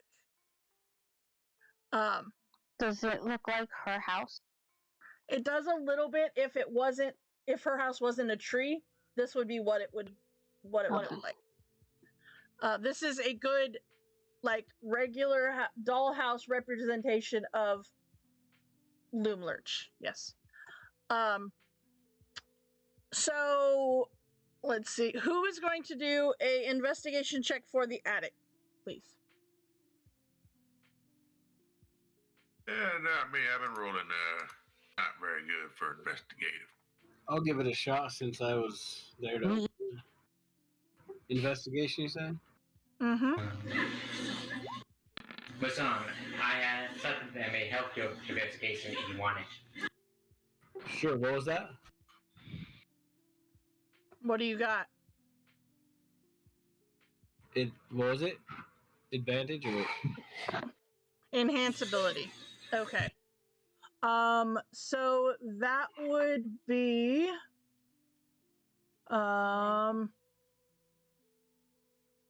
that would be Fox's cunning, right? Investigation, intelligence, or Yeah. wisdom? Intelligence, yeah. So Yeah, Fox's cunning. All right, so you have advantage. So go ahead and roll again. All right, it was 1 point more. All right. You look inside, and you are on a roll. You find a false eye made of solid gold. Yes. Just one singular. Just one. You find a cracked hand mirror with gaudy bejeweled handle and frame. And you find a pair of embroidered velvet slippers. Oh, like, wait, are they people sized in this tiny little house, or are they little sized? As you pick them up, they become people sized. And take them out of the house, they become people sized. Are they magic? No, but the magic of the house had shrunk everything down to dollhouse size. They are just really gaudy, bejeweled slippers. Or embroidered slippers. Okay. And,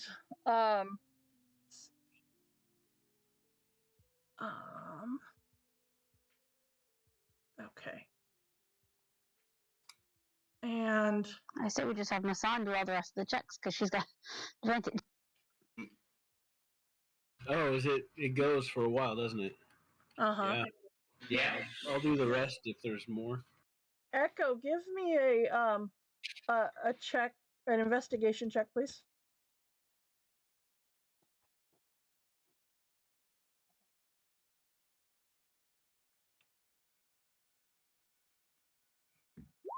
Just petting Ashley for good luck. So, as you're kind of standing there watching Masan pulling out these items, you see another one of those pipes like Masan found, and you ask Masan to pull it out for you, and he does, and you see this pipe, but it's different than the one that Masan has, as this one seems to have a very Fey-like motif to it. And knowing that you, I believe, are the only one that has not gotten their ability back,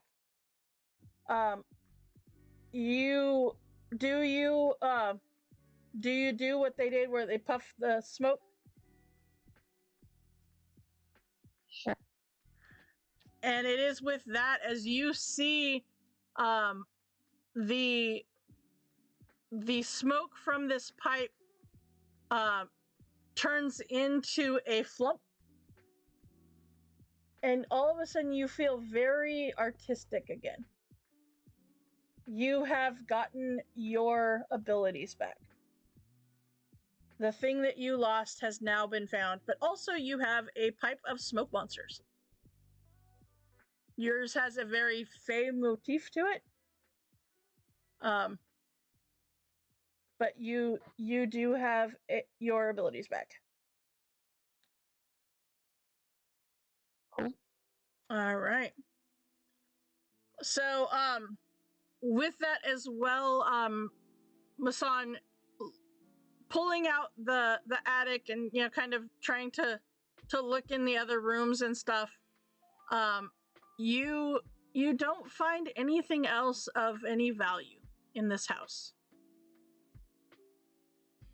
At least it doesn't seem to be any value to you.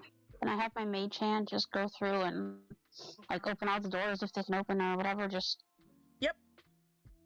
You sure can. and I think Nope. No more eyeballs. I try. You've got quite a collection going already, though. I have 3 glass, 1 wooden, a jar of iridescent, a silver one, 2 buttons, and a gold now.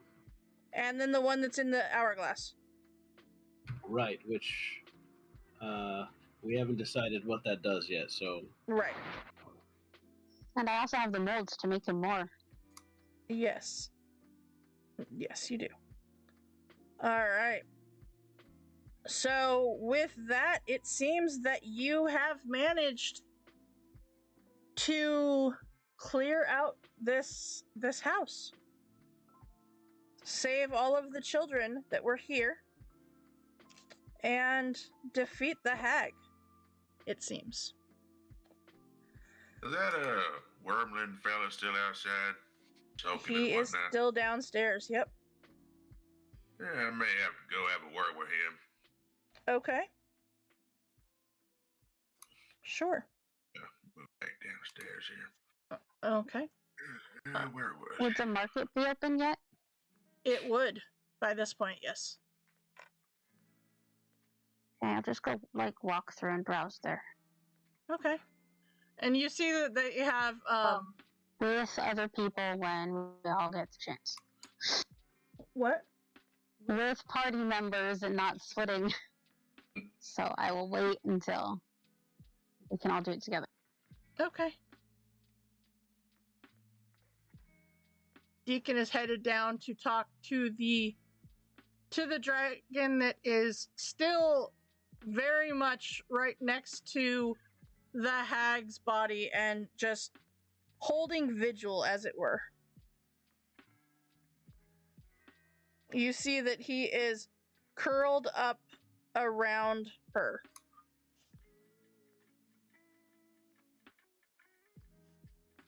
Let's see, where are we at here on the map? Oh, we're way down there. Way down there at the very bottom. Yep. Yeah, all right.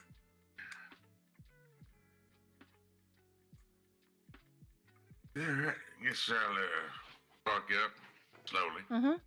Hands inside, take off my hat. I'm, what was his name? Cradle something or another? Cradle fall. Well, I'm sorry for your loss there, Cradle Fall. I know what it's like losing someone you consider family and such.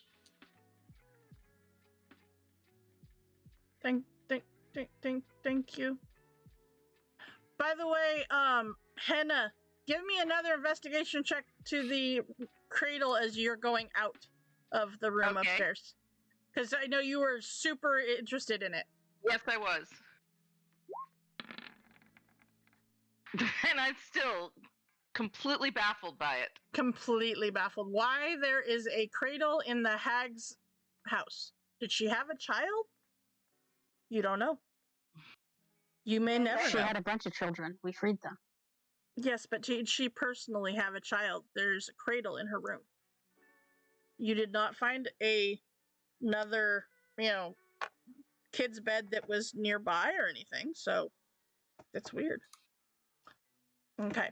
All right. So Cradle Fall will kind of step away from the hag as Deacon is talking to him. He says, "So now what? Are you going to kill me now, like you killed her?"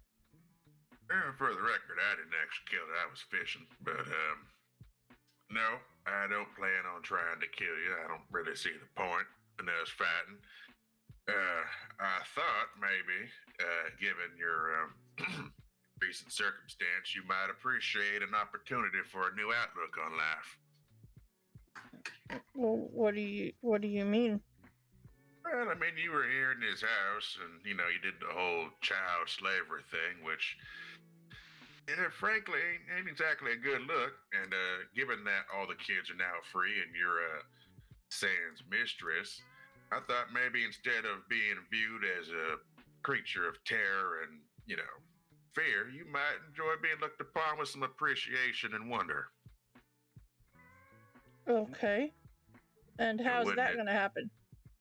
Well, I figure a wormling of your obvious aesthetics and abilities would happen to find a nice home in a carnival setting. Wouldn't you think that being cheered and adored by fans playing wide be better than, having them run in fear of you? I suppose that would be an interesting change. Yeah. I mean, imagine the whole tent of people that pay just to come see you chanting your name and throwing roses and other treats and such. They throw things? Not like That's- maliciously, unless you stink. But that was just that one time that fella was really, really bad at what he was trying to do. But no, the flowers and old coins and such. I'm Food gonna sometimes. mimic the sound of people cheering and stuff and throw flower petals and stuff.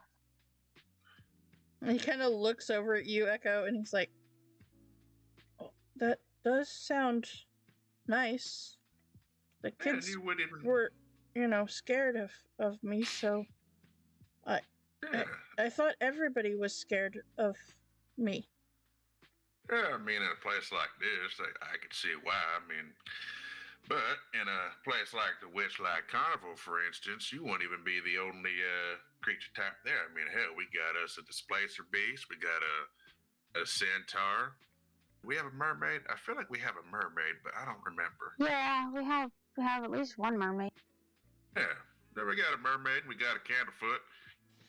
You want to scorch his toes when Dragon he's fly, You have dragonflies. You have snails. pixies. Pixies, don't forget the pixies. and the pixies. We also got this wonderful wheel that when you spin it can lead to you getting a magical power for a little bit. Echo tell you all about that one. By the way, Deacon has the coffee to wake him up. Me druid crafting the beans and using magic first thing in the morning is what wakes me up. Okay. All right. So, nice change of pace for you. They'll even How- pay you. They to do what though? I don't understand.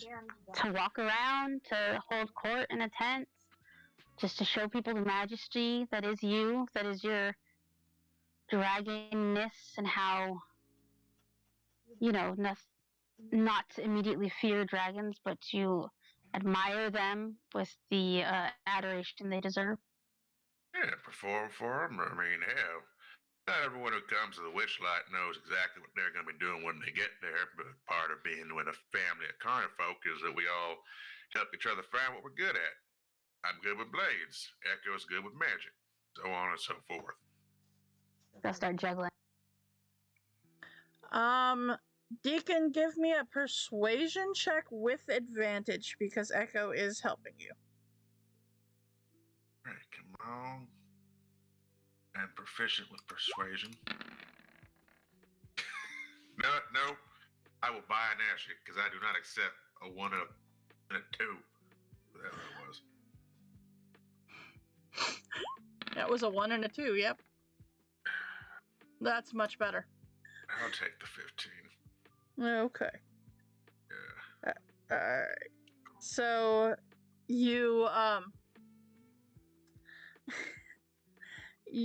you see like it's interesting to see because you haven't been around dragons, so the closest you've been around is Dragonborn, and you watch the emotions on this guy's face, and he seems interested but also very, very skeptical, and he keeps looking back at the hag's body, and he seems to, in being hesitant, he seems like he still doesn't want to leave her. Give me an insight check. you wouldn't have to leave the Feywild completely. In between the nights that we're performing on the material plane, we live here. We actually come here a lot. In fact, I think we kind of spend most of our downtime here, if memory serves. Yeah, I think so.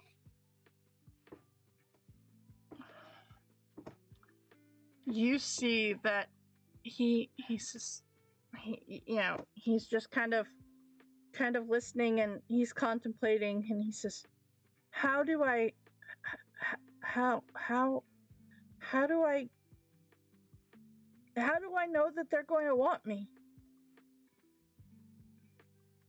You are majestic. You are a thing of wonder and beauty.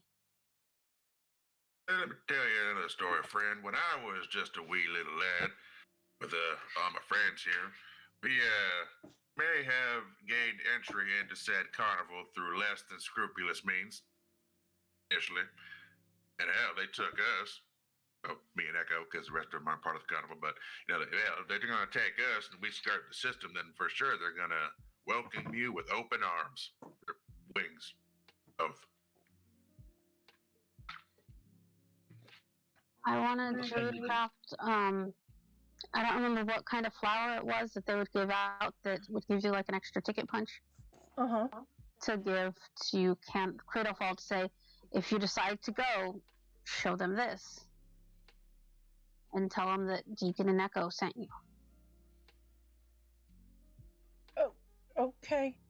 I'll think about it. Oh, okay. Thank you.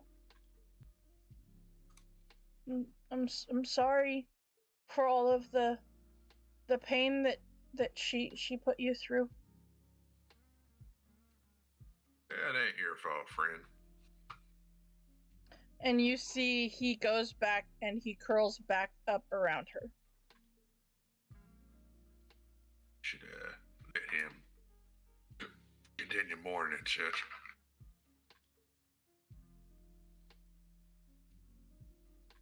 And I will quietly bow out with Echo. Okay. And with that, why don't we go ahead and take a little break, and then we will come back and see where this is going to take us from here. So we will be right back.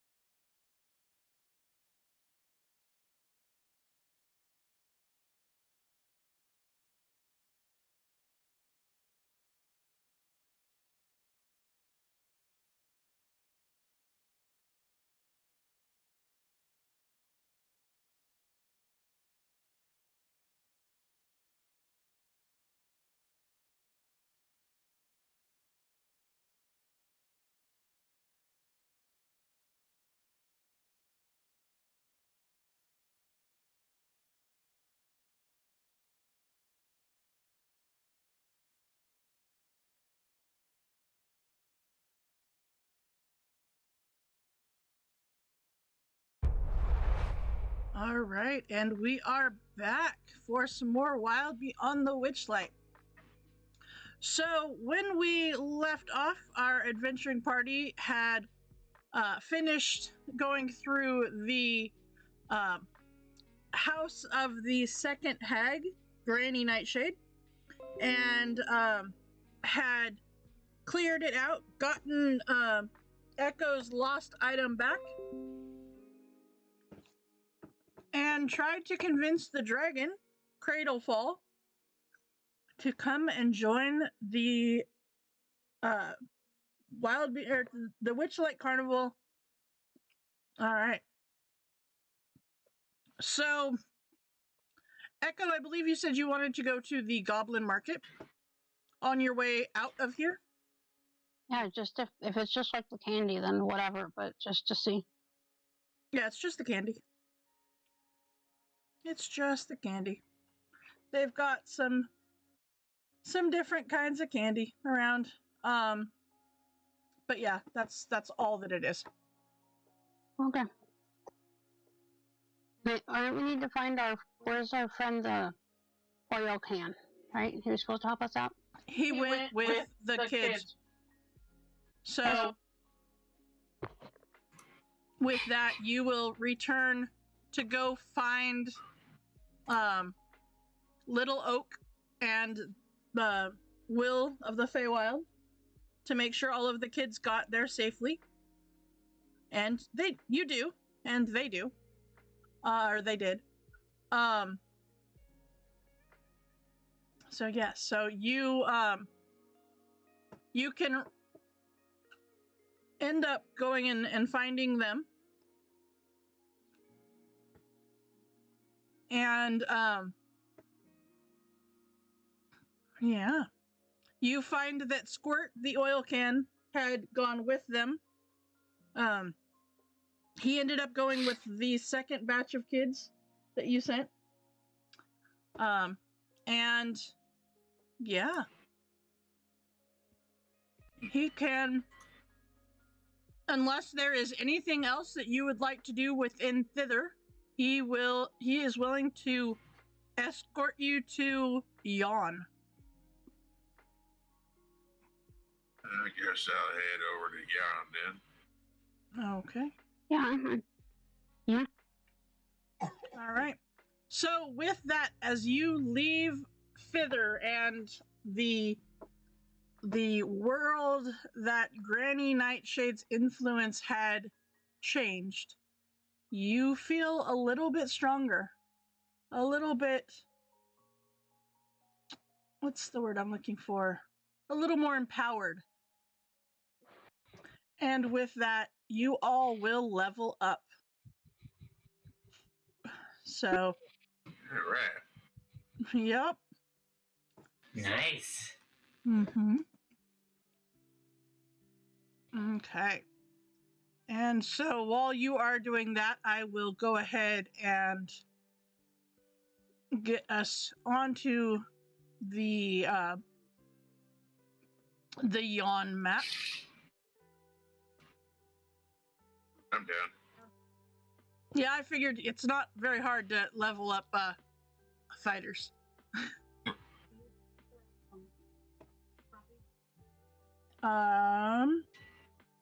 Yes, I believe so.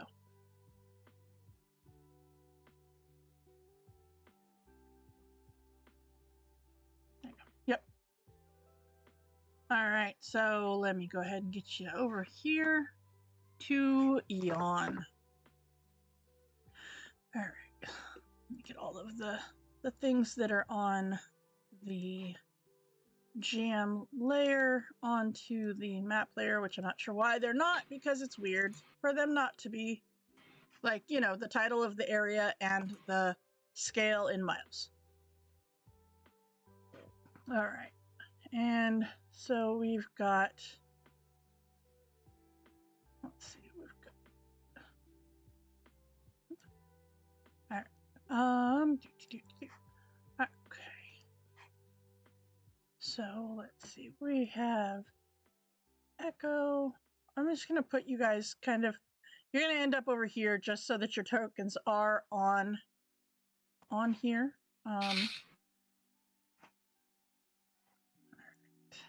That way, for checks or whatnot, you have them available. There we go. All right. When everybody is done, please let me know, and we will get started about learning about Yawn.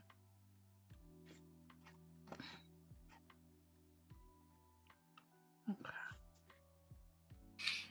This works out because I actually have to reload.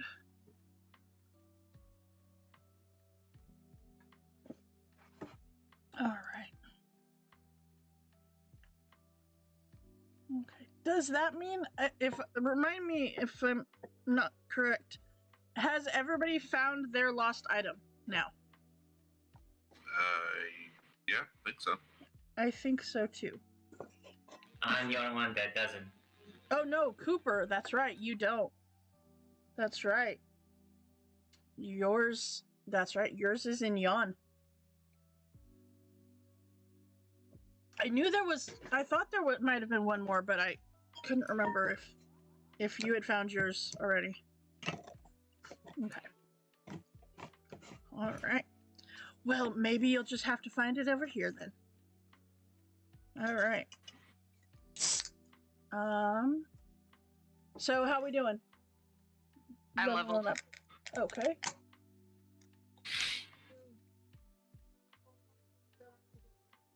Okay. How you doing, Coop? Almost done. Okay. All right.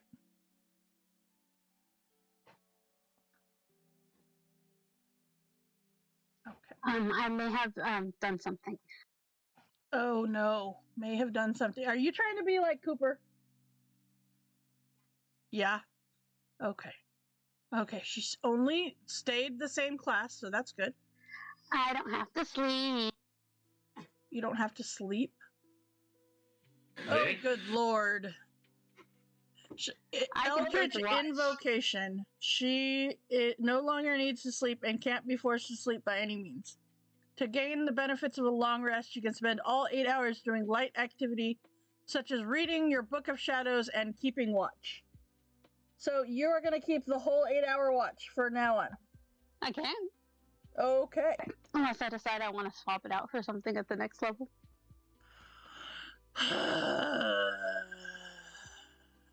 And I can also give myself proficiency in something for an hour. Okay. But then I only have one spell slot left. Mm-hmm. All right. I'm ready. Okay. So, with that, you enter, following Squirt the oil can, you enter the area known as Yawn.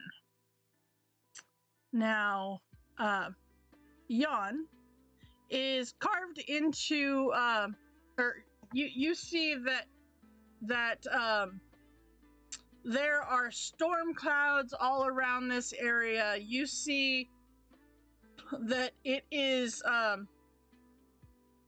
made up of all of these mountains, and it's got, dips, and there's all kinds of stuff going on in here. Very much a difference than the rest of what you have seen. This is very much a splintery type realm. And the first thing, as soon as you enter into Yawn, the very, very first thing that you see and notice is the fact that there are lightning rods and other landmark, things, but the lightning rods seem to collect the lightning from the storm above. And it's quite eerie, because you'll see that as you're traveling closer and getting closer, that they seem to absorb it. And then everybody give me a perception check, please.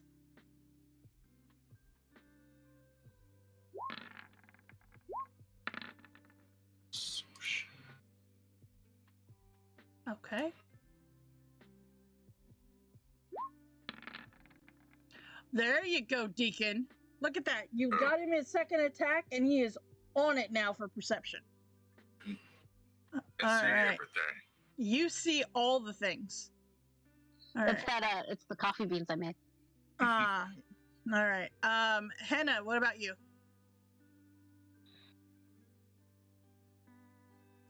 Did we lose her? No, I'm sorry. Okay. That's all right. Just checking. I'm right here. What are you looking Okay. for from me? I apologize. Perception. Perception. okay. Certainly. Yep. I can do that. It's late, I know. Okay. So you guys notice that the lightning rods, these rods that seem to be some in the shape of suns, some in the shape of moons, seem to collect the lightning from the storm before all of a sudden, all at the same time, seeming to gather it up and shoot it straight at this castle up at the very top, carved into the upper peaks of the tallest pinnacle up there. And it's weird because they all collected at different times, but it seems that they shoot it all at the same time into that one location. And Deacon, as you guys keep traveling closer, you're pretty good with, knowing distance and time and all that stuff at certain times. And you notice that it seems like they are on a every hour they shoot the lightning to the castle. It's really strange. And you stand on the path that winds between rocky crags on a mountainside. The sky is dark and full of rolling thunderclouds. You are greeted by a howling wind. For a second, lightning splits the sky, striking nearby mountaintops and illuminating a distant pinnacle of rock that has a foreboding castle carved into it. And as you are approaching, you see two figures standing on an outcrop of rock, outlined against the stormy sky. One is a slender female elf wearing a crescent moon mask, and the other is a 3-foot-tall dandelion with a small rapier strapped to its stem. A honeybee the size of an orange buzzes around the dandelion's bright yellow head. Now, the elf is the first to notice you. As she points a finger in your direction, the dandelion draws its rapier and assumes a defensive pose. The honeybee buzzes even more loudly as it flies circles around the two of them. Echo and Deacon, please give me a history check. What did the elf look like? Oh, I'm gonna actually manage that. Okay. She is We are not the most historical bunch. a slender female elf. Here, that's why. Slender female elf wearing a crescent moon mask.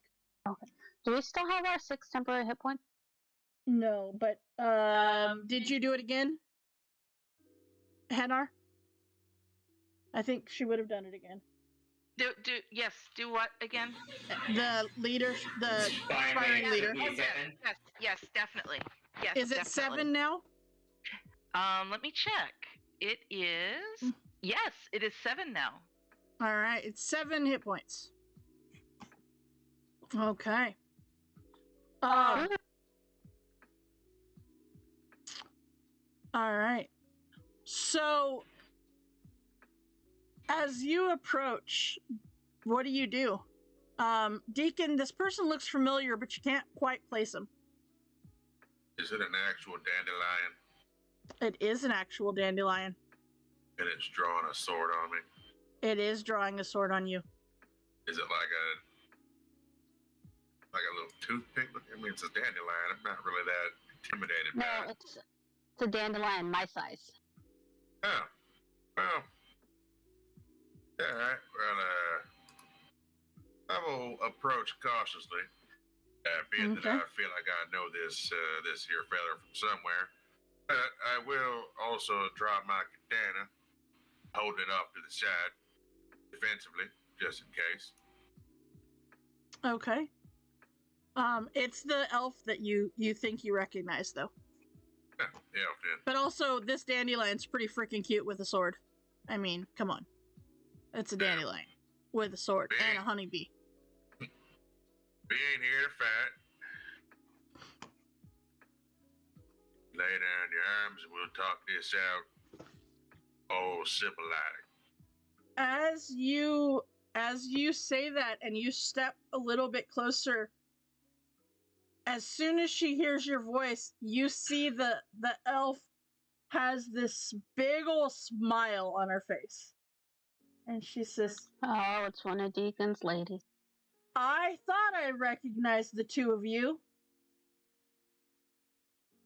And as she steps forward, Echo and Deacon, you stop again and you're like, wait, this is Gleam, the high elf acrobat from the circus part of the carnival.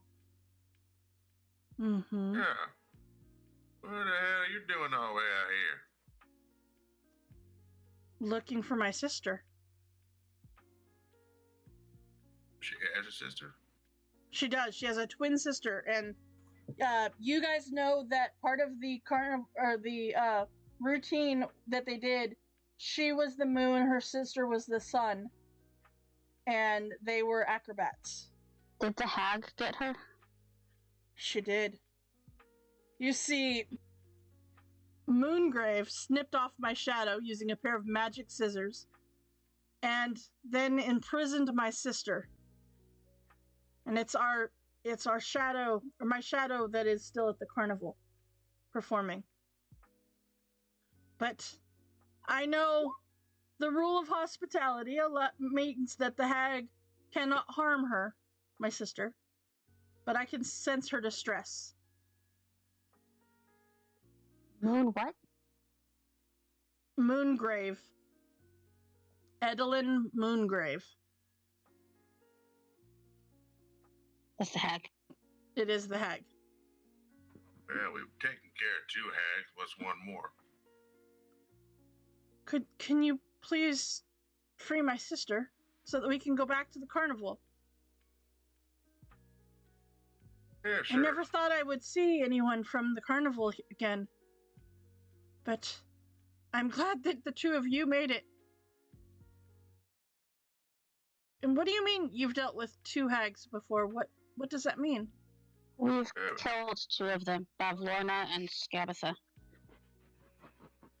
Yeah, they're dead. Wait. You've killed. But you were just. But you only threw. And she seems very surprised that this knife-throwing guy from the carnival and this little fairy that loved to spin the magic wheel have come and killed 2 hags. Is it 2/3 of the hourglass cup? 2/3 of the hourglass coven. Yep. Well, to be fair, we are awesome. And we do have some help, yes. So nice to meet you. Yes, I will introduce everybody. Okay. Gleam says, well, I greatly appreciate any help that you would be willing to give. For you see... Would Gleam recognize Oberon as the monarch? Gleam would, in fact. She is an elf, so she would, in fact. And as Oberon, as you step forward to say that, she says, wow, hello, Your Majesty.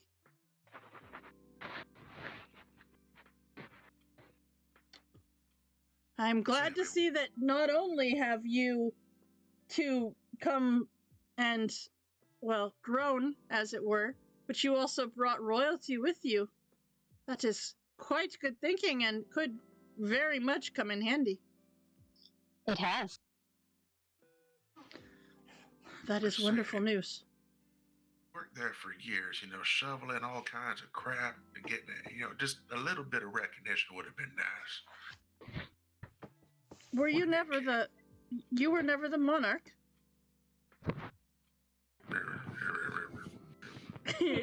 No. He was cruelly treated by those who ran the custard eating contest and the basher beholder. Just because you break one or two beholders, all of a sudden, a big deal out of it. That's true. They do love their beholders. That's for sure. That's for sure. But I'm saying, King Deacon has a nice ring to it. And there have been some. Well, the complaints about me have stopped ever since Candlefoot turned into a mime.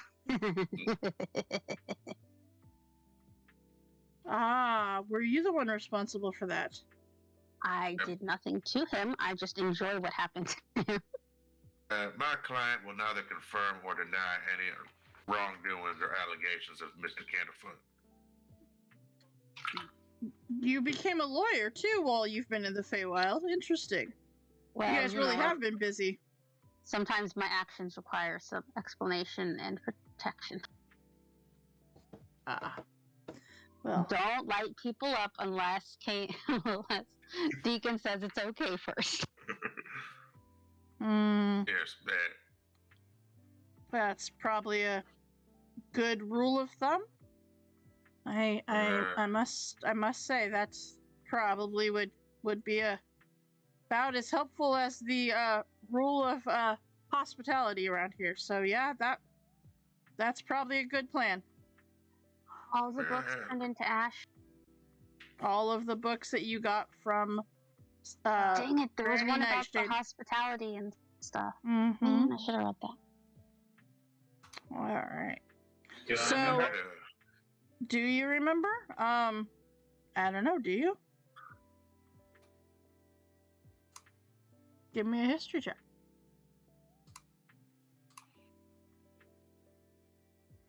I'll try a history check. Okay.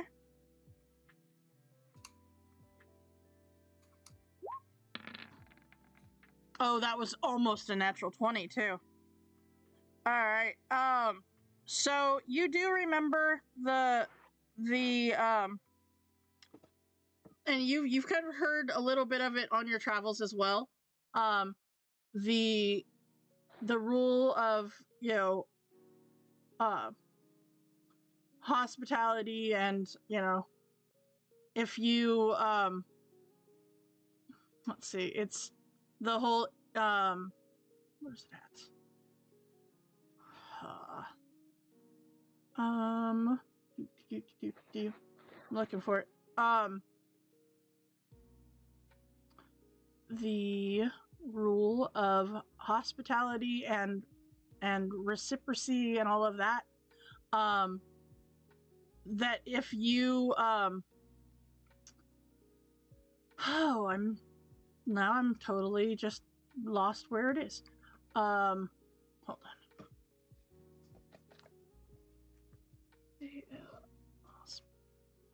Hospitality.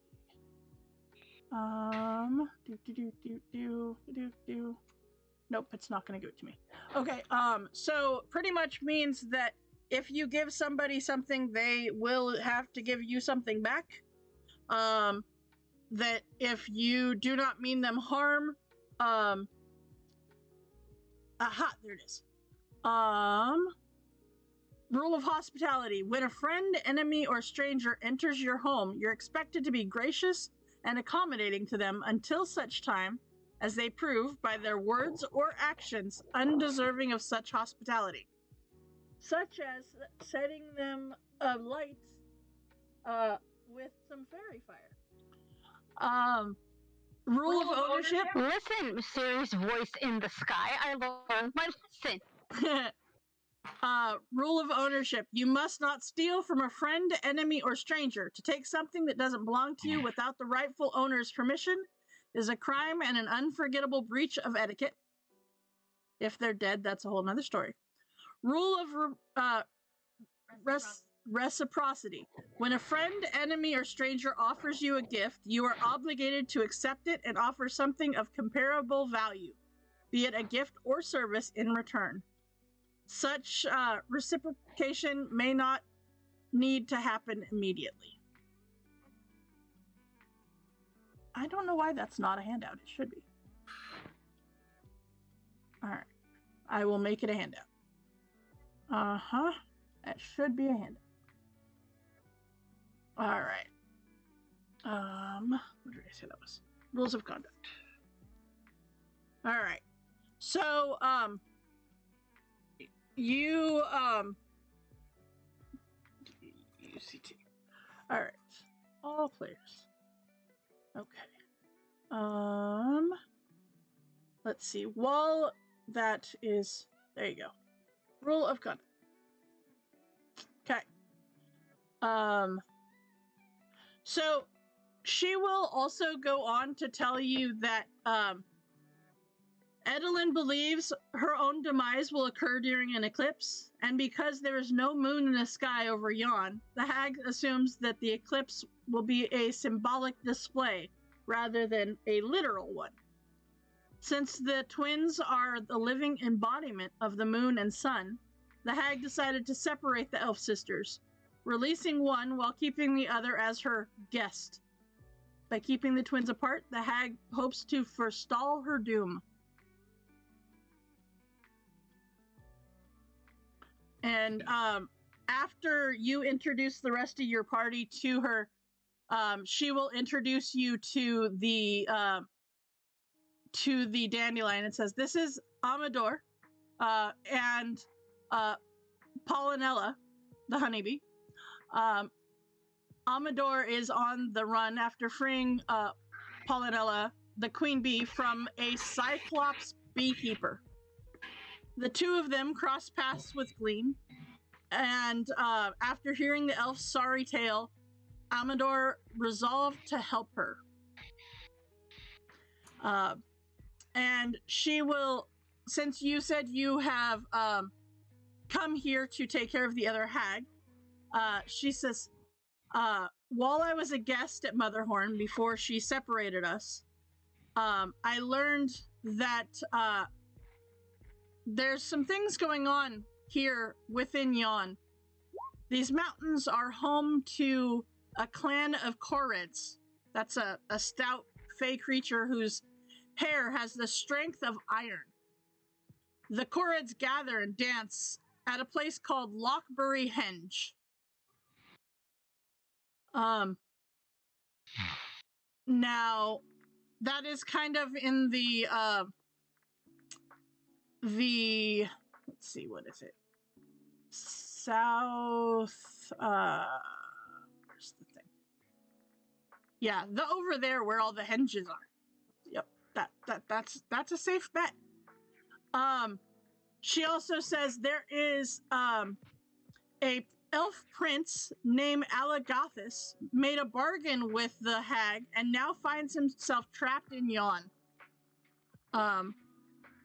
There is a fey beacon that is here within Yon, and it is said that he now finds himself there searching for a way home. And she says, you will find the fey beacon as it is, let's see here. It is 8 columns of rocks reaching skyward, forming a ring over a deep crater lake. Yep. That would be the one. All right. And then she says, I don't know, well, and then she kind of looks back at Deacon and Echo and says, you remember Burley, right? Well, Hurley, the bugbear, made a bargain with the hag and is quite unhappy with how things played out. Now he's forced to perform in her morbid theater. Like me, he used to work, and he kind of turns to the other two and says, he used to work at the carnival,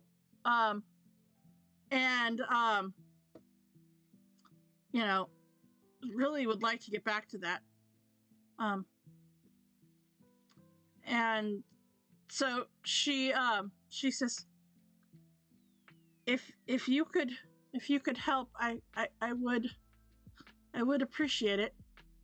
You point us in the direction this hag took your sister? She's up at the palace. Your family, of course, will help you. That's what kind of folk do. I appreciate that. Now, Amador says, well, if you are willing to help her, I promise I will help you as well. Honor dictates that I reunite Gleam with her twin, and if we can make this possible, I will lead you to the Palace of the Heart's Desire. Awesome. Yes. All right. So, all right. So you learn from them that there is the clan of Koreds, the elf prince, and that Hurley is here within the castle.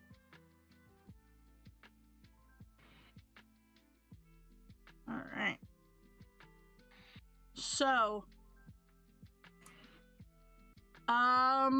let's see here. Tor, roll me a d8, please. Ooh, whose wanted poster are we getting now? As you start the travel to enter further into Yawn, you come across a throne hewn from a boulder and etched with astronomical symbols. Now, you being you, Echo, you look at it and it does in fact reveal an aura of divination magic around the throne. An inscription in Elvish is engraved about the seat of the throne. Does anybody speak Elvish? I do. Okay. I do. You read that it says, I am a traveler from a distant land. My name is Mazkuth, Keeper of Stars.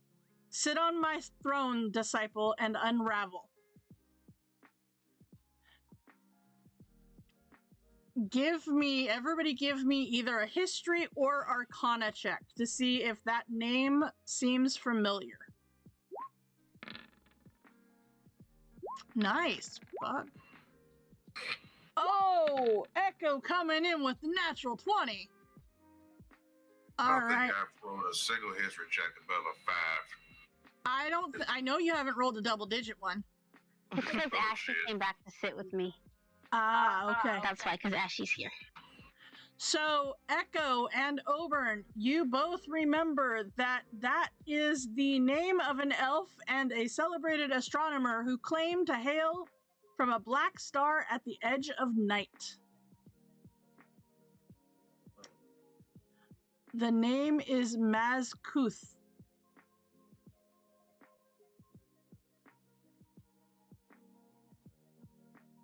Does anybody want to sit on the throne?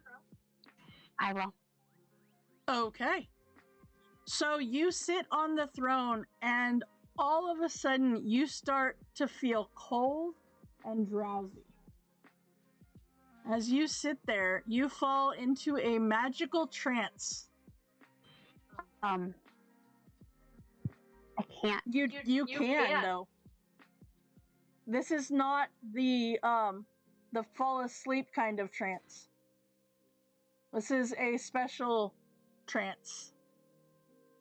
While in this trance, you are unaware of your surroundings as you dream of hurling through space towards a faraway dead star. At the end of this dream, you arrive at the star's cold surface, and you wake with a start, having inherited a fragment of Mazkuth's psyche. You gain proficiency in one of the following skills: Arcana, Deception, History, insight, intimidation, or survival. Arcana, deception, history, insight, intimidation, or survival. Okay. Now, the problem with this magical throne is that once the throne bestows a gift on a creature, the throne ceases to be magical for 1 year, during which nothing happens when anyone else sits on it. But you have gained a new skill proficiency. Now, aren't you glad that you got to go into that trance? Magic, magic, magic. Yes. Mm-hmm. Yeah, it uses the word trance, but it's more of a dream sequence. So I'll say that. Sorry, that was a misclick. That was a she just told the dead on me. No, that was a misclick.